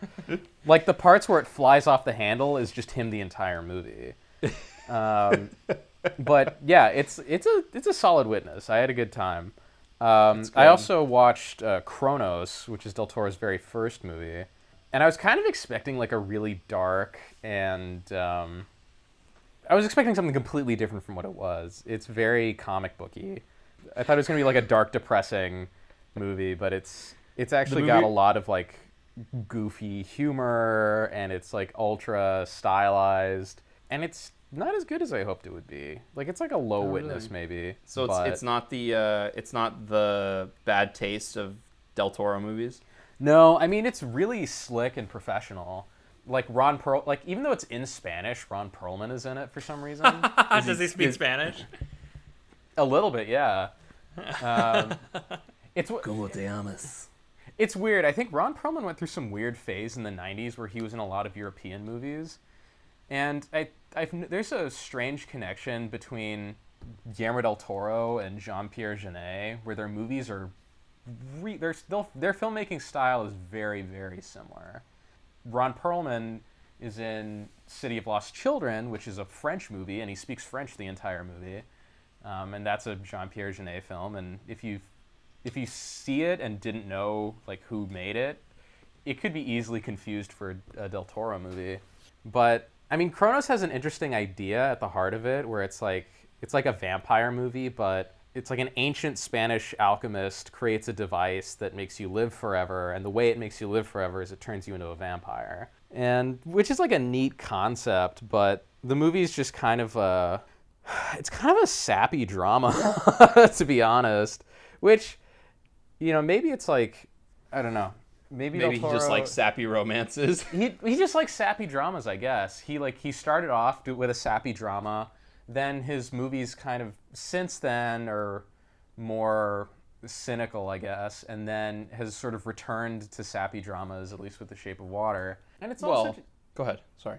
Oh, and I was also going to say, like, it's interesting that, you know, vampires classically were kind of used to represent the parasitic way that, like, old world aristocrats feed off of the peasantry. Mm-hmm. Kind of like, you know, Parasite, I guess. But then Del Toro's vampire movie seems to be more about like aging and addiction and things like that. So it's interesting that he kind of repurposes vampires as metaphors for other stuff. Del Toro kind of reminds me of like I can draw a connection to Tim Burton, not necessarily not in the obvious way of like they both use a lot of like expressionism and stuff like that. But I feel like a lot of people think that Del Toro's movies are one thing and they turn out to be something else, which I feel like is what happens with... did I say Steven Spielberg? I meant Tim Burton. You said Tim Burton. Okay, good. Tim Burton's movies always seem like they're going to be like really like gothic and dark, and they all turn out to be really like generic, just with like a really interesting coat of paint on it. Yeah. And like I feel like Del Toro's but like Del Toro does like the shell game in a different way. Like his movies look dark and gothic, but really they're about like really like kind of almost like soapy subject matter. Well, they're always either about soapy or political subject matter, or both. Or both, yeah. And it's like you don't really like with The Shape of Water. It's like, oh, this. I'm not expecting like, you know, a heartwarming love story here. This looks like a creepy like, you know, fucking I don't even know. Not Dr. Zhivago. That'd be funny if it was like Dr. Zhivago. Cabinet of Dr. Caligari kind of thing going on. Yeah. And really it's just like, oh no, it's pretty like, you know, there's actually a lot of romance in it. I mean, the thing I found frustrating about The Shape of Water is it's just so ham-fisted. Which, I mean, Del Toro is weird. I would say it's more on the nose, too. It's very on the nose. Yeah, I mean, Del Toro is weird in that his movies themselves are pretty subtle, but they always have these bookending voiceovers where the main character has a voiceover at the beginning, there's no voiceover for the rest of the movie, and then there's voiceover at the end. And the voiceover at the end always echoes the voiceover at the beginning, where in the beginning they usually make a statement or ask a question, and then the ending voiceover answers the question or elaborates on that initial statement and explains the themes of the movie to you. So he does that in Hellboy, Pan's Labyrinth, Devil's Backbone, Crimson Peak, Shape of Water. If only he did it in Pacific Rim. I know. Well, I just realized I've seen every single one of his movies except for Mimic now. Oh, wow. Yeah. I mean, I like his movies generally, but it's just interesting that he does it so often where, like, in Crimson Peak, it starts off with what's-her-face, the boring main character saying, ghosts are real, whatever. Ghosts are real, this much I know. And then at the end of the movie is like, ghosts are real, this much I know, blah, blah, blah. Ghosts are a metaphor for this, that, and the other. It's like, oh, thanks for explaining that to me. It's not like I didn't get that from watching the entire fucking thing. But anyway. I feel like that's just Guillermo Del Toro as a storyteller, though. Like, I feel like if you bought a comic book from him, there would be like a block of text at the beginning and then a block of text at the end. And I know he's big into like fairy tales, and they do that a lot in That's fairy a tales. huge It's like, fairy tale thing, yeah. and so like I think he likes to summarize. Like I enjoy the way he plays in genre. I can see how that might be a bit annoying, but I'll It is take what it 'cause is. Yeah, it is what it is. Because yeah, it's like he could drop those voiceovers pretty easily, and the movies wouldn't change a whole lot. I was rewatching the opening of The Shape of Water, where Richard Jenkins is giving that ultra heavy-handed fairy tale intro to the story, where it's like, you know, it was the last years of the reign of a fair prince. It's like, oh, don't fucking talk about JFK like that. And, you know, he's like kind of mythologizing all this stuff, and it's like, what should I say? What should I tell you? Should I tell you about this or that, or the monster who? And then as he says the monster, Michael Shannon's name pops up on the credits, who threatened to tear it all apart. And I'm like, oh god, could you be more on the nose, dude? Oh man. It's like there's an episode of Futurama where the characters are having an argument, and then the professor just blurts out, "Animals don't have war. Who's the real animals?" Just as a non sequitur. And I feel like that's what The Shape of Water is as a movie. Or like, yeah, but as we've kind of talked about, I don't know, Austin. I don't know how you feel about these things. Like, I don't mind heavy-handed commentary in movies when it's done in almost like a goofy way. Like, I forgot what movie we were talking about where it was like really obvious and really obtuse, but we're still okay with it. But like sometimes I'm okay with it, or most of the time I'm okay with it, but sometimes it gets like super like, I think when it's too earnest, it's like, you're missing the mark, guys. Gosh, sorry, I just like zoned out for a while so I've seen 2 Del Toro movies, I think, all the way through. I've seen Hellboy and Pacific Rim. I've seen half of Pan's Labyrinth. I need to finish that, and I think that's it. But no, I hate ham-fisted messages or whatever crap. Yeah.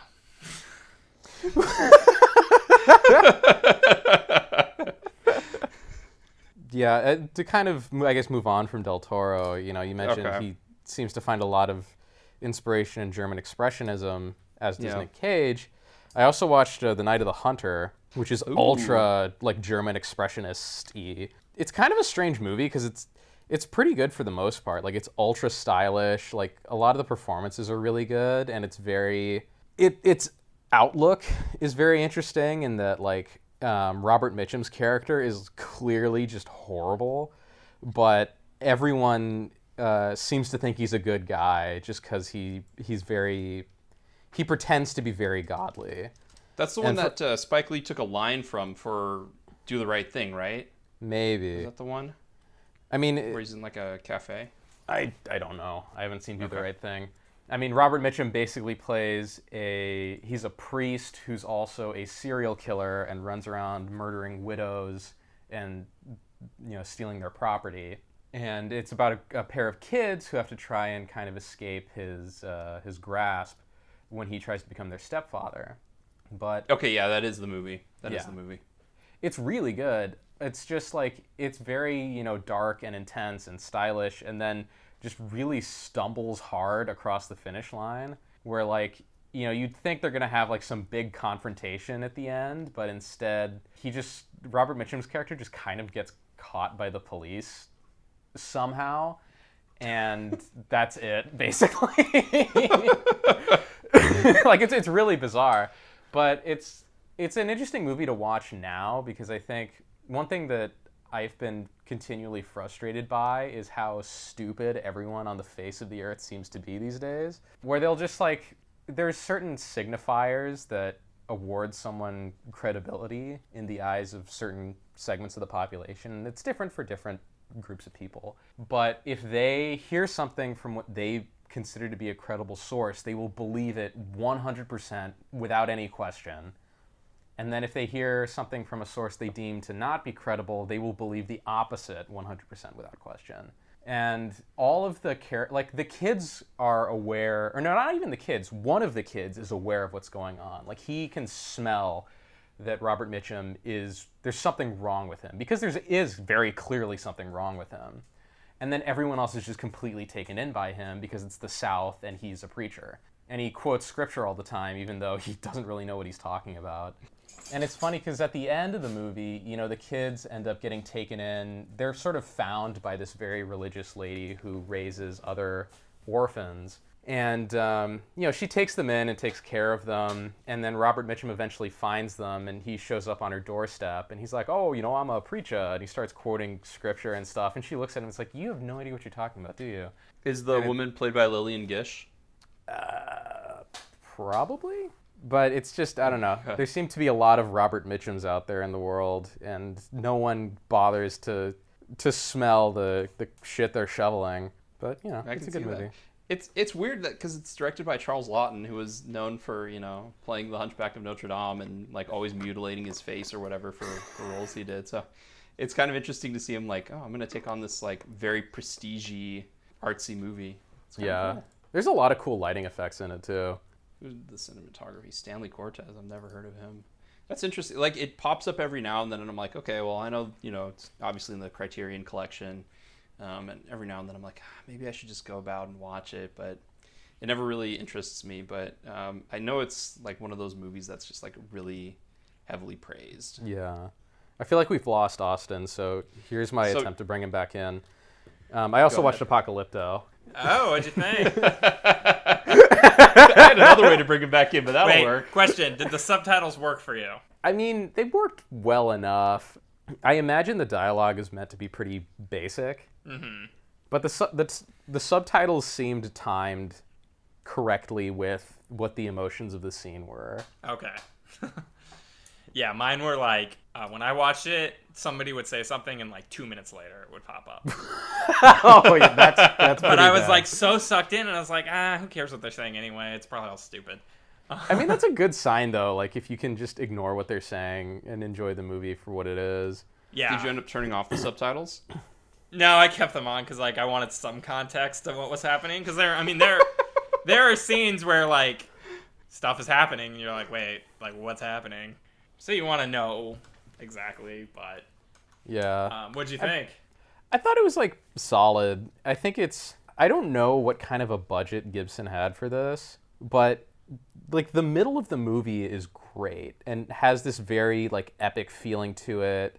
It's very dramatic and colorful and like really good looking, and I love basically like everything after they leave the village to where kind of the chase begins, I thought is great. Everything outside of that feels like ultra hokey because there's a lot of weird slow motion. There's a lot of weird editing, which I think is just to hide areas where they couldn't spend a lot of money. Mm-hmm. Like, it's weird. All the animals look like Muppets, like very clearly like Muppets. Yeah, no, that's true. Well, no, I mean, they obviously did use a real Black Panther or Black Jaguar for some of it, but when it was attacking somebody, it's obviously a Muppet. Or a puppet. Yeah, but it's like it's weird because it's like it's not even a good puppet or like an animatronic or something. It's like it's obviously somebody's holding a freaking hand puppet. Yeah, it bounces up and down like Kermit the Frog, Yeah, but that's not. I mean, that wasn't enough for me. I enjoyed the whole movie, like the whole chase scene at the end. But I get what you're saying. It does feel cheap in some ways. Yeah. I think he probably didn't have a big budget because they're like, Mel Gibson is like, I want to make a movie about the Mayans. We're gonna use authentic Mayan dialogue, and they're like, wait, you want us to give you money to make this? I know. All unknown actors. Like, at least with the Passion of the Christ, we have a built-in base. Like, who the hell is gonna want to watch this?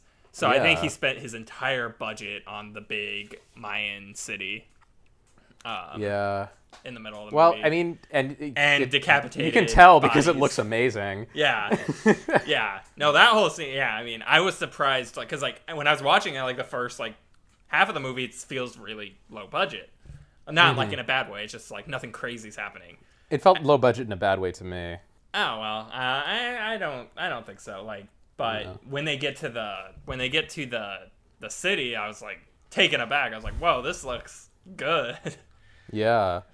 I thought it was also kind of weird for a movie that's so dark, at least in terms of its subject matter. Mm-hmm. It's got a lot of like kind of cornball sentimentality in it. I mean, that's kind of Mel Gibson's felt thing, though. Sort of out of place. Kind of, but like in say Hacksaw Ridge, it makes sense. Yeah. Because like it's a very sentimental movie, and the subject matter, while kind of dark, is sentimental. Hacksaw Ridge is dark but hopeful, whereas Apocalypto is pretty bleak generally. Like it's about a civilization that is essentially lost to history. So there is that kind of the erasure of everything is always in the back of your mind, I think, when you're watching it. And it's also just incredibly brutal. God, yeah. How many decapitated freaking heads happen in that movie? Yeah, although it doesn't linger on the gore as much as I thought it would. It's like a lot of it's from really far away. Yeah. And there's also things like, where when they're traveling and they meet the girl who's got the plague, and the dude whacks her with the stick, and suddenly she's possessed and starts like prophesizing, and the lighting changes and stuff. And I'm just like, what the fuck is going on? Like, I was genuinely confused. Oh god, that must have been so bad, because I was genuinely confused watching that part. I'm like, wait, what's happening right now? I mean, that's even with subtitles. I get, yeah, I get like some of the issues you have with it. They didn't stick out as much to me. Like I thoroughly enjoyed the whole movie. But I mean, I get like the puppet is distracting, and some of the weird cinematography choices are a little distracting sometimes. Like you said, some of the weird editing. But I like how like stripped down and raw it feels. Like it feels like it doesn't feel like an American made that movie, which I'm wondering if that was intentional. Like it feels like it seems like a Guillermo Del Toro produced Mexican movie, which I'm wondering if that was very intentional for him. Like if he was like, okay, I want this to feel like authentic. And that's one thing I appreciate Mel Gibson. I feel like he's very keen on like not necessarily authenticity of history, because obviously his movies have a lot of historical inaccuracies, but I feel like he does do his due diligence in trying to make it authentic to the time, at least. Yeah, because I don't know a lot of filmmakers who would. I don't know a lot of American filmmakers who would have had the balls to make a movie like fresh off of Passion of the Christ, which was like the highest grossing rated R movie ever at the time. I don't know a lot of filmmakers who would have had the balls to be like, oh, I'm gonna make a movie with a now extinct language. With a bunch of actors that nobody knows, and it's gonna be great. So I appreciate that.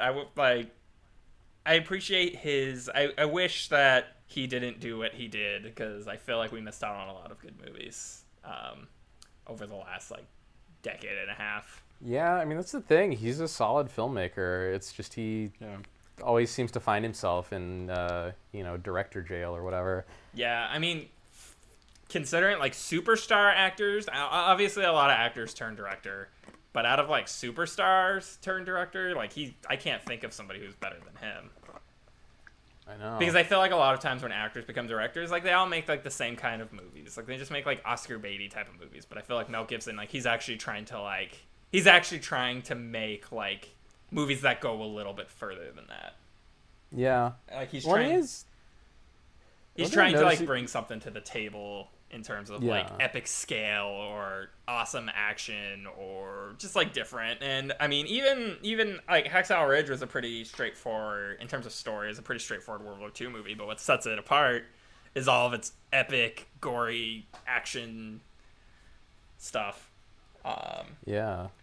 So, because I mean, on the surface, Hacksaw Ridge, like it's pretty conventional. It's pretty conventional. Like Andrew Garfield. The character himself is pretty interesting. Like that's what's kind of the more interesting thing about the whole movie is the main character. Yeah, and it's and I feel the actual process of telling the story is pretty like straightforward. Yeah. So I'd be interesting to see where, because I know he was supposed to do a Wild Bunch remake, which sounds awesome. I don't know if he's gonna do that. And then he was talking about some movie, I think that took place during the Renaissance. something about some Oh, yeah, Italian yeah. family. I forget. You want to do something about the Medici family. Yeah, which I'd prefer to see him stick in like the action, big scale war kind of realm. Well, but he does like he likes to make historical movies, which is hilarious because he's kind of got a bad reputation, I think, for historical Bastardizing the inaccuracies. Yeah, no, that's true. Yeah, like the Braveheart is almost a complete work of fiction, but I love Braveheart. Yeah. I know. And from what I was looking into Apocalypto, from my understanding, it's definitely got some historical inaccuracies. Well, it's interesting because there's some stuff that is pretty inaccurate, but there's also some stuff that's really accurate. Like Yeah. the chalk mines or whatever. Like that, a lot of historians believe that the Mayans were so obsessed with harvesting, that limestone powder or whatever to paint all their temples white, that it basically like crippled their empire. Interesting. So it's interesting that detail was so prominent in a story where their civilization is meant to be on decline. Yeah, I'm very interested to see where his career goes. I hope he can still keep directing movies. Obviously, as an actor, he's still entertaining as hell to watch. But I'm almost more interested in seeing him direct than I am act. Like I don't mind seeing him pop up in like Dragged Across Concrete, like those kind of movies every now and then. I don't need to see him in other crap. Like I remember that rumor going around. Actually, I don't even think it was a rumor. I think he confirmed it. I think he said that they were talking to him about doing Suicide Squad, but I don't know if he confirmed that. He might have. I think he might have mentioned like, oh yeah, like they talked to me about Suicide Squad and we're like thinking about it, which would have been fascinating. I don't think I want that. I think I'd rather him make his own original stuff. But it would have been interesting. Would have been gory as hell. Yeah.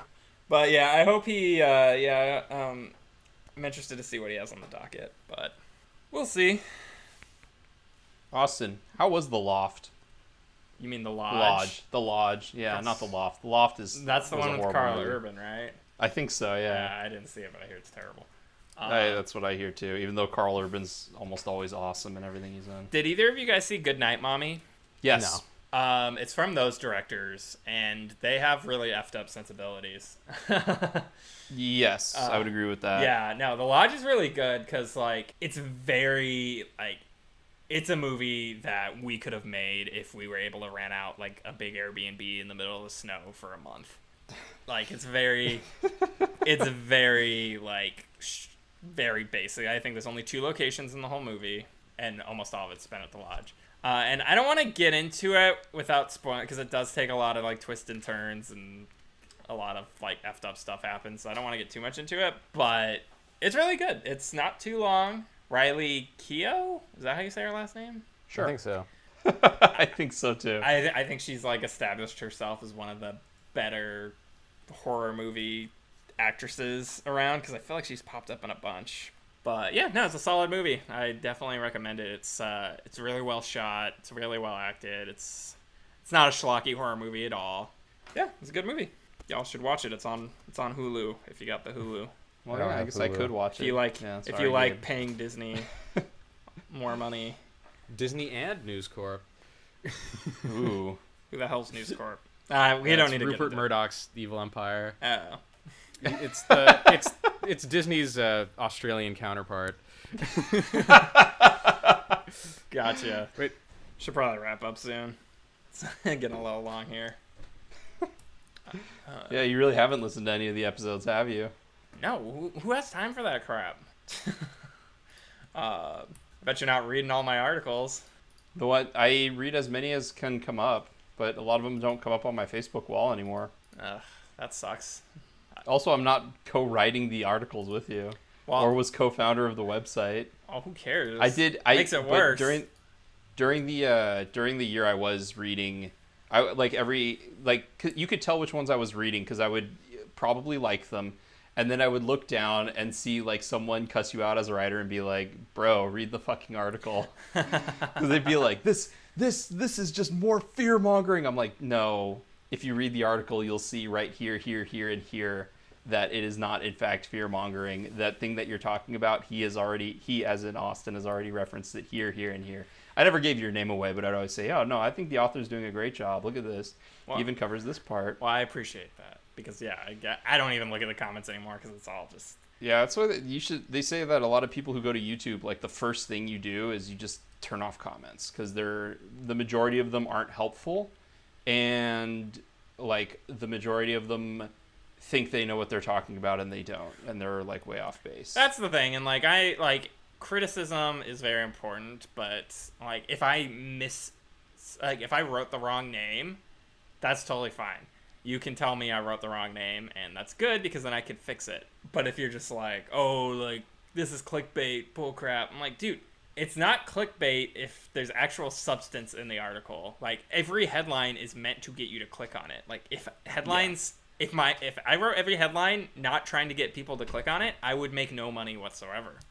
You would lose your job. Yeah. That's the thing that drives me nuts is, like, I hate I think there's a line. There's like a very delicate line where it's like it's just enough clickbaitiness, and it's really hard to find. But I mean, if you can find, like, you'll always get clicks if you can find that perfect, the Goldilocks clickbait. Yeah, line. Exactly. Like, it's hard to find. Like that. I hate to say that's the best way I can describe it, but like there have been articles that I've looked at and I'm like, well, this is misleading. Well, this is misleading, and then one where I'm like, oh, well, that's piquing my interest. And again, maybe I'm a bad like barometer for that because I tend to like things that present something different or interesting and don't end on like, it would be amazing if this happened. Do you want to see what's inside? Here's a list of 10.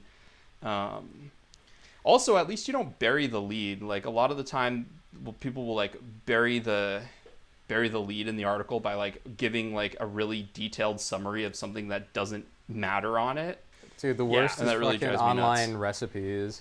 Oh my god. Yeah. Screw online recipes. Online recipe. Online like, recipes are the worst offender of that. Yeah, it's like, yeah, you Google, like, okay, how do I make fried chicken? You click on the first recipe. It's like, I watched my father die when I was 8 years old. Blah, blah, blah, blah, blah, blah. The only thing he left me was a watch and a jar of half-used seasoning that I need. Well, by the way, like if you want 3 fried chicken, pages of text later, you get to the actual, it's like, okay, here's how you make fried chicken. Yeah, does anybody, I want to know the person that's like reading all the preamble. Like, who cares? I just want to know the recipe. Because like, typically when you're looking up a recipe, you're like already about to start cooking.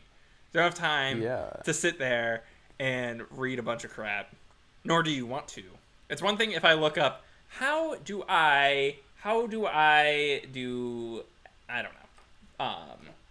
But if it's like, if I'm looking up like specific things, then yeah, I'm going to have to read a little bit more. But if it's something like a recipe, I literally just need bullet points. Speaking of clickbait though, Aaron Rodgers to the Raiders, Gabe? What? Aaron Rodgers? Are you trying to come up with headlines? I already wrote something on Aaron Rodgers potentially coming to the Raiders, and it did big views. Oh, I'm sure, because it sounds insane. It wasn't my original idea, though. I saw that it was kind of picking up steam on some websites, because obviously the Packers drafted a quarterback, so the first thought is, ooh, what's going to happen to Aaron Rodgers? Yeah, the Packers are somewhat unique in that they don't draft a quarterback with the expectation he'll start immediately. Yeah. Somehow that's like a unique proposition in the NFL, and I don't understand it at all. Honestly, if I was like a team, why it's unique. That's like a brilliant idea. Well, yeah, no, because if you think about it, quarterback's the most this is why I don't understand why like the Packers got heat for this. I was like, quarterback is the most important position on the team. Yes. There's only a handful of elite quarterbacks in the end. There's Aaron Rodgers, there's Mahomes, there's Russell Wilson, and I don't even know if there's others that you can qualify as like elite.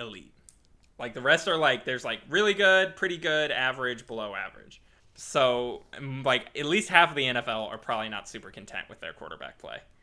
Yeah. So I'm like, dude, if I was a team and I didn't have, like, obviously if you have Patrick Mahomes, he's going to be around for the next 10, maybe probably even more. He's going to be around for Not if he doesn't fix his footwork. Yeah, well, he's going to be around. If he can stay healthy, he's going to be around for the next 15 years. So, yeah, you guys don't need to worry about it. But, like, if you're the Packers and Aaron Rodgers has an injury history and he's getting older. Like 36. Yeah, he's 36. Like, why not just draft a quarterback? Like, why haven't the Patriots been drafting a quarterback every single season in the first round? And, like, in practice, like, obviously we don't know which quarterbacks are good, but, like, coaches can tell in practice if they have a good quarterback or not. And it's like, hey, like, maybe you draft one too early. Maybe Aaron Rodgers has another 5 years left in the tank. And Jordan Love, like, they don't think they're going to play him anytime. Like, they don't think they're going to play him by the time his contract is up. Like, why don't you, like, have a good season and then put Jordan Love out there, and then he throws 4 touchdowns, no interceptions. All of a sudden, you guys got a really good trade piece. That's the way I look at it. Is like, I don't know why teams aren't constantly drafting quarterbacks, because everybody wants them, and like, if Jimmy Garoppolo can get you a first-round pick after starting 4 games, I think it's smart to invest an early draft pick in a quarterback like every other year, unless you have like Mahomes or Russell Wilson or something. But even the Seahawks don't like Russell Wilson, so who knows? Did you guys see that story that the Seahawks, I don't know if it's true, but it was a rumor that the Seahawks tried to trade the Browns for their first-round pick that they used on Baker Mayfield. I guess the intention was to draft Baker Mayfield. So essentially, Russell Wilson for Baker Mayfield. And I think the Seahawks would have gotten more out of it, but for some reason the Seahawks hate Russell Wilson, even though he's like one of the 3 best quarterbacks in the NFL. And he won them their only Super Bowl. Yeah, he won them a Super Bowl. He's never missed the playoffs in his entire career. I don't get it, but for some reason they don't like Russell Wilson, even though, like, you guys can have Derek Carr for him. I'll give you guys Derek Carr and our first round pick for the next 4 seasons. I like Derek Carr. Where does Derek Carr sit for you? Like what tier? Like, obviously there's, the top tier of the best. Well, rate his progress in the under the wheels scale. I think he's a solid witness. Yeah, I would agree with that. Yeah. I think he's a top 15 quarterback. And obviously you can cut this all out if you want. I think at this point we're just just talking. No, just leave it in. Yeah, I'm just going to leave it in. This part I'm going to cut out, but the rest I'm going to leave in. I think as a top 15 quarterback, he's definitely better. He's better than like the Baker Mayfields and like the Ryan Fitzpatricks of the world. He's not as good as like Ben Roethlisberger or like some of the more like, they're good, not well. Ben Roethlisberger was great for a second when he had like the best receiving core ever. I don't think he's gonna be as good without Antonio Brown this year, but or his fucking kneecaps. Yeah, or his kneecaps, or that, or his Samson beard that he cut off. But I would say Derek Carr. I think he's in that like that realm where he's like he's probably like as good as Dak Prescott, even though Dak Prescott's gonna make like $40 million. I feel like Dak Prescott's overrated. I think so too. He might not be. But I also feel like I understand that, and I guess the proof is in the performance. But like I feel like, and I've gotten in trouble for things like this before, especially with like Rafael Nadal and fucking tennis. But like I feel like Patrick Mahomes is really good, but he has like very specific issues that no one has really been able to exploit yet, but will be exploited soon. That's everyone. That's every athlete. Yeah, we'll see. Riding high. The thing with Mahomes, like, obviously... Well, my thing is his footwork. I can't believe, like, his footwork is horrible.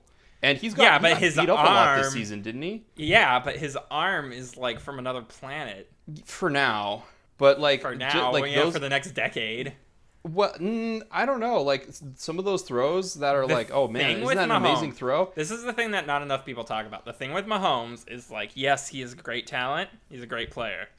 He is in the perfect system, offensive system. Yes, He's that perfect too. coach. Literally the perfect Andy Reid coach is a great coach. and perfect skill players to utilize his skill set.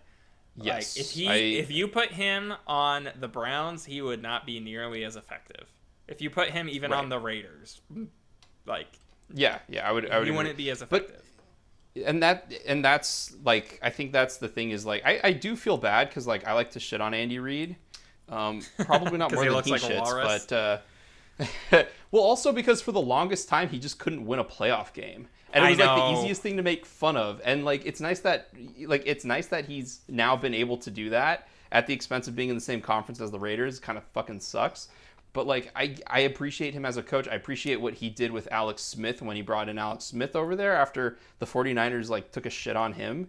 So like I do appreciate Andy Reid, and like it's nice that he got the monkey off of his back. But since he's on the Chiefs, fuck you. You know, the 49ers are funny because they take craps on their quarterbacks constantly. Like they took a crap on Alex Smith, they took a crap on Kaepernick, and then there was rumors. They took a cap on fucking Montana. Well, and then there was rumors that they were thinking about dumping Garoppolo for Brady because of the Super Bowl. I don't like the Yorks. I mean, it's hard to like the 49ers, but I find it interesting, though, because I don't really have a lot of feelings about they also the took a shit on the city of San Francisco. Let's not forget that. So I didn't realize this. There's lots of people taking a shit on the city of San Francisco. I know. Yeah. Literally. Yeah, that's true. But I didn't realize this because I'm an LA-based Raider fan. I guess, Bay Area Raider fans can't stand the 49ers. Like, they hate them. Yep. Yeah, because when the Raiders were playing the 49ers, or when the Super Bowl was happening, people were like, I think I'd rather the Chiefs win than the 49ers. I'm like, how? How can you possibly root for the Chiefs over the 49ers as a Raiders fan? Apparently, the hate runs deep in the Bay Area for the 49ers. Yeah, it's pretty deep. Yeah, there's a lot of conflict and a lot of issue between them. Yeah. That's why like Greg Papa becoming the play-by-play for the 49ers and listening to go touchdown San Francisco is like the biggest. It's like the biggest fucking 2x4 up my ass. Matt, I just had a very interesting idea. Raiders play the Falcons in Atlanta this year in November. They do. Should we go? Maybe. The stadium is still pretty new, so the tickets are still pretty fucking expensive. But I was actually wondering if my brother was gonna want to fly out and do that since he was I just write it off. I just write it off on my taxes. It's a business expense. Because it's a business expense for you. Yeah, no, that is a business expense for sure. So, plane ticket and all. That's nice. Yeah. So no, we should. Can you get a press pass? Not yet. I don't know. I don't know how I'm supposed to get that, but possibly one day. I don't really know if it would help me that much, but we'll see. You can watch all the press conferences online. The only thing that's different is that you can't ask them questions. Yeah. But I've been trying to get on the conference calls with Mike Mayock. They won't get back to me. I'm like, dude, I run a Raider Facebook with 50,000 followers. Y'all need to at least get back to me. I want to ask Mayock some questions. Hold his feet to the fire. Yeah. Speak truth to power. Yeah. Mike Mayock will speak truth to power and be Mike Mayock's not even powerful on his own team. No. It's all Gruden. But we should probably wrap this up. I gotta go. Okay. But hey, it's been a pleasure. Glad we can get the ball rolling on this. I'll try to start working on the website soon. And yeah, hopefully we can get that Under the Wheels 2.0 website up and running. Domain names are super cheap, so I'll try to register that too. I think a domain name's like $12 a year, so That's not that bad. Yeah. Obviously, all the other stuff like ads and stuff like that is very expensive. Well, can be very expensive, but it works. But we'll talk about that more. I feel like we should probably have a call that's not podcast related about what the plan is for everything, just so we can all be on the same page with that. But yeah, will you have an outro or anything that you do, or will we just stop talking? I mean, that's been what, like 3 weeks in the can? We just threw 3 weeks in the can under the wheels. Yep, yeah, pretty much. About the right time. Yeah. 3 can. We do have some things we have to plug, even though they're in progress. I don't know if Gabe, you want to take it away? Oh shit! Let's see if I can remember any of these. Yeah, right. That's what I was just thinking. I was about to end it, and I was like, "Oh wait, fuck, we've got." All right, I'm podcast. interested. Wait, do we have sponsors now? What the hell are you guys plugging? Go ahead. All the outlets. So podcast is available on Apple Podcasts and Stitcher. Be sure to leave a review, rate it. Our website, until Austin, builds us a better one. It's underthewheels.wixsite.com/blog. Also, send questions, comments, and concerns to underthewheelspodcast@gmail.com. You can rate us and stuff too, please. like us on Facebook, and I think that's it, right? I think that's it. I'm gonna run the music today. So music's by Mike. By the way, in Saving Private Ryan, there's a great clip of Tom Hanks going, "Mike," and so we're gonna be hearing that from now on. What? For the foreseeable future. Anytime we plug the music by Mike, and I think that's all of the plugs we Wait, have. is this the right? mic that we all know? Yeah. Yeah. Oh. Okay. My thoughts on the I guess- music are known, so don't need to get into it. No, we don't. On that note, I'm Matthew, I'm Austin. I'm Gabe. and you've just been Under the Wheels.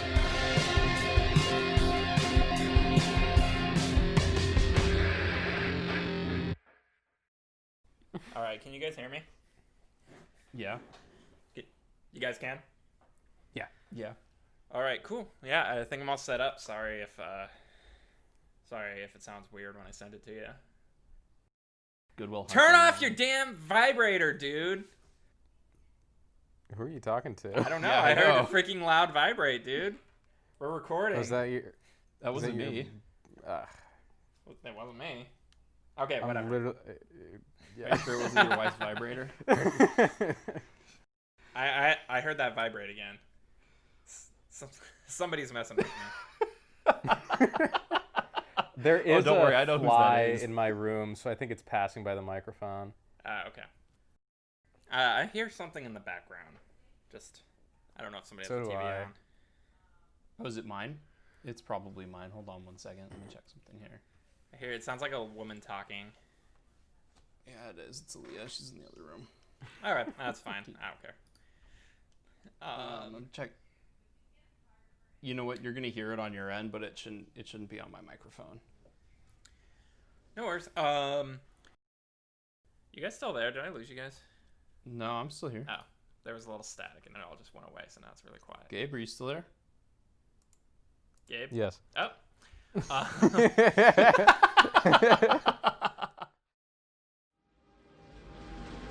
Finished.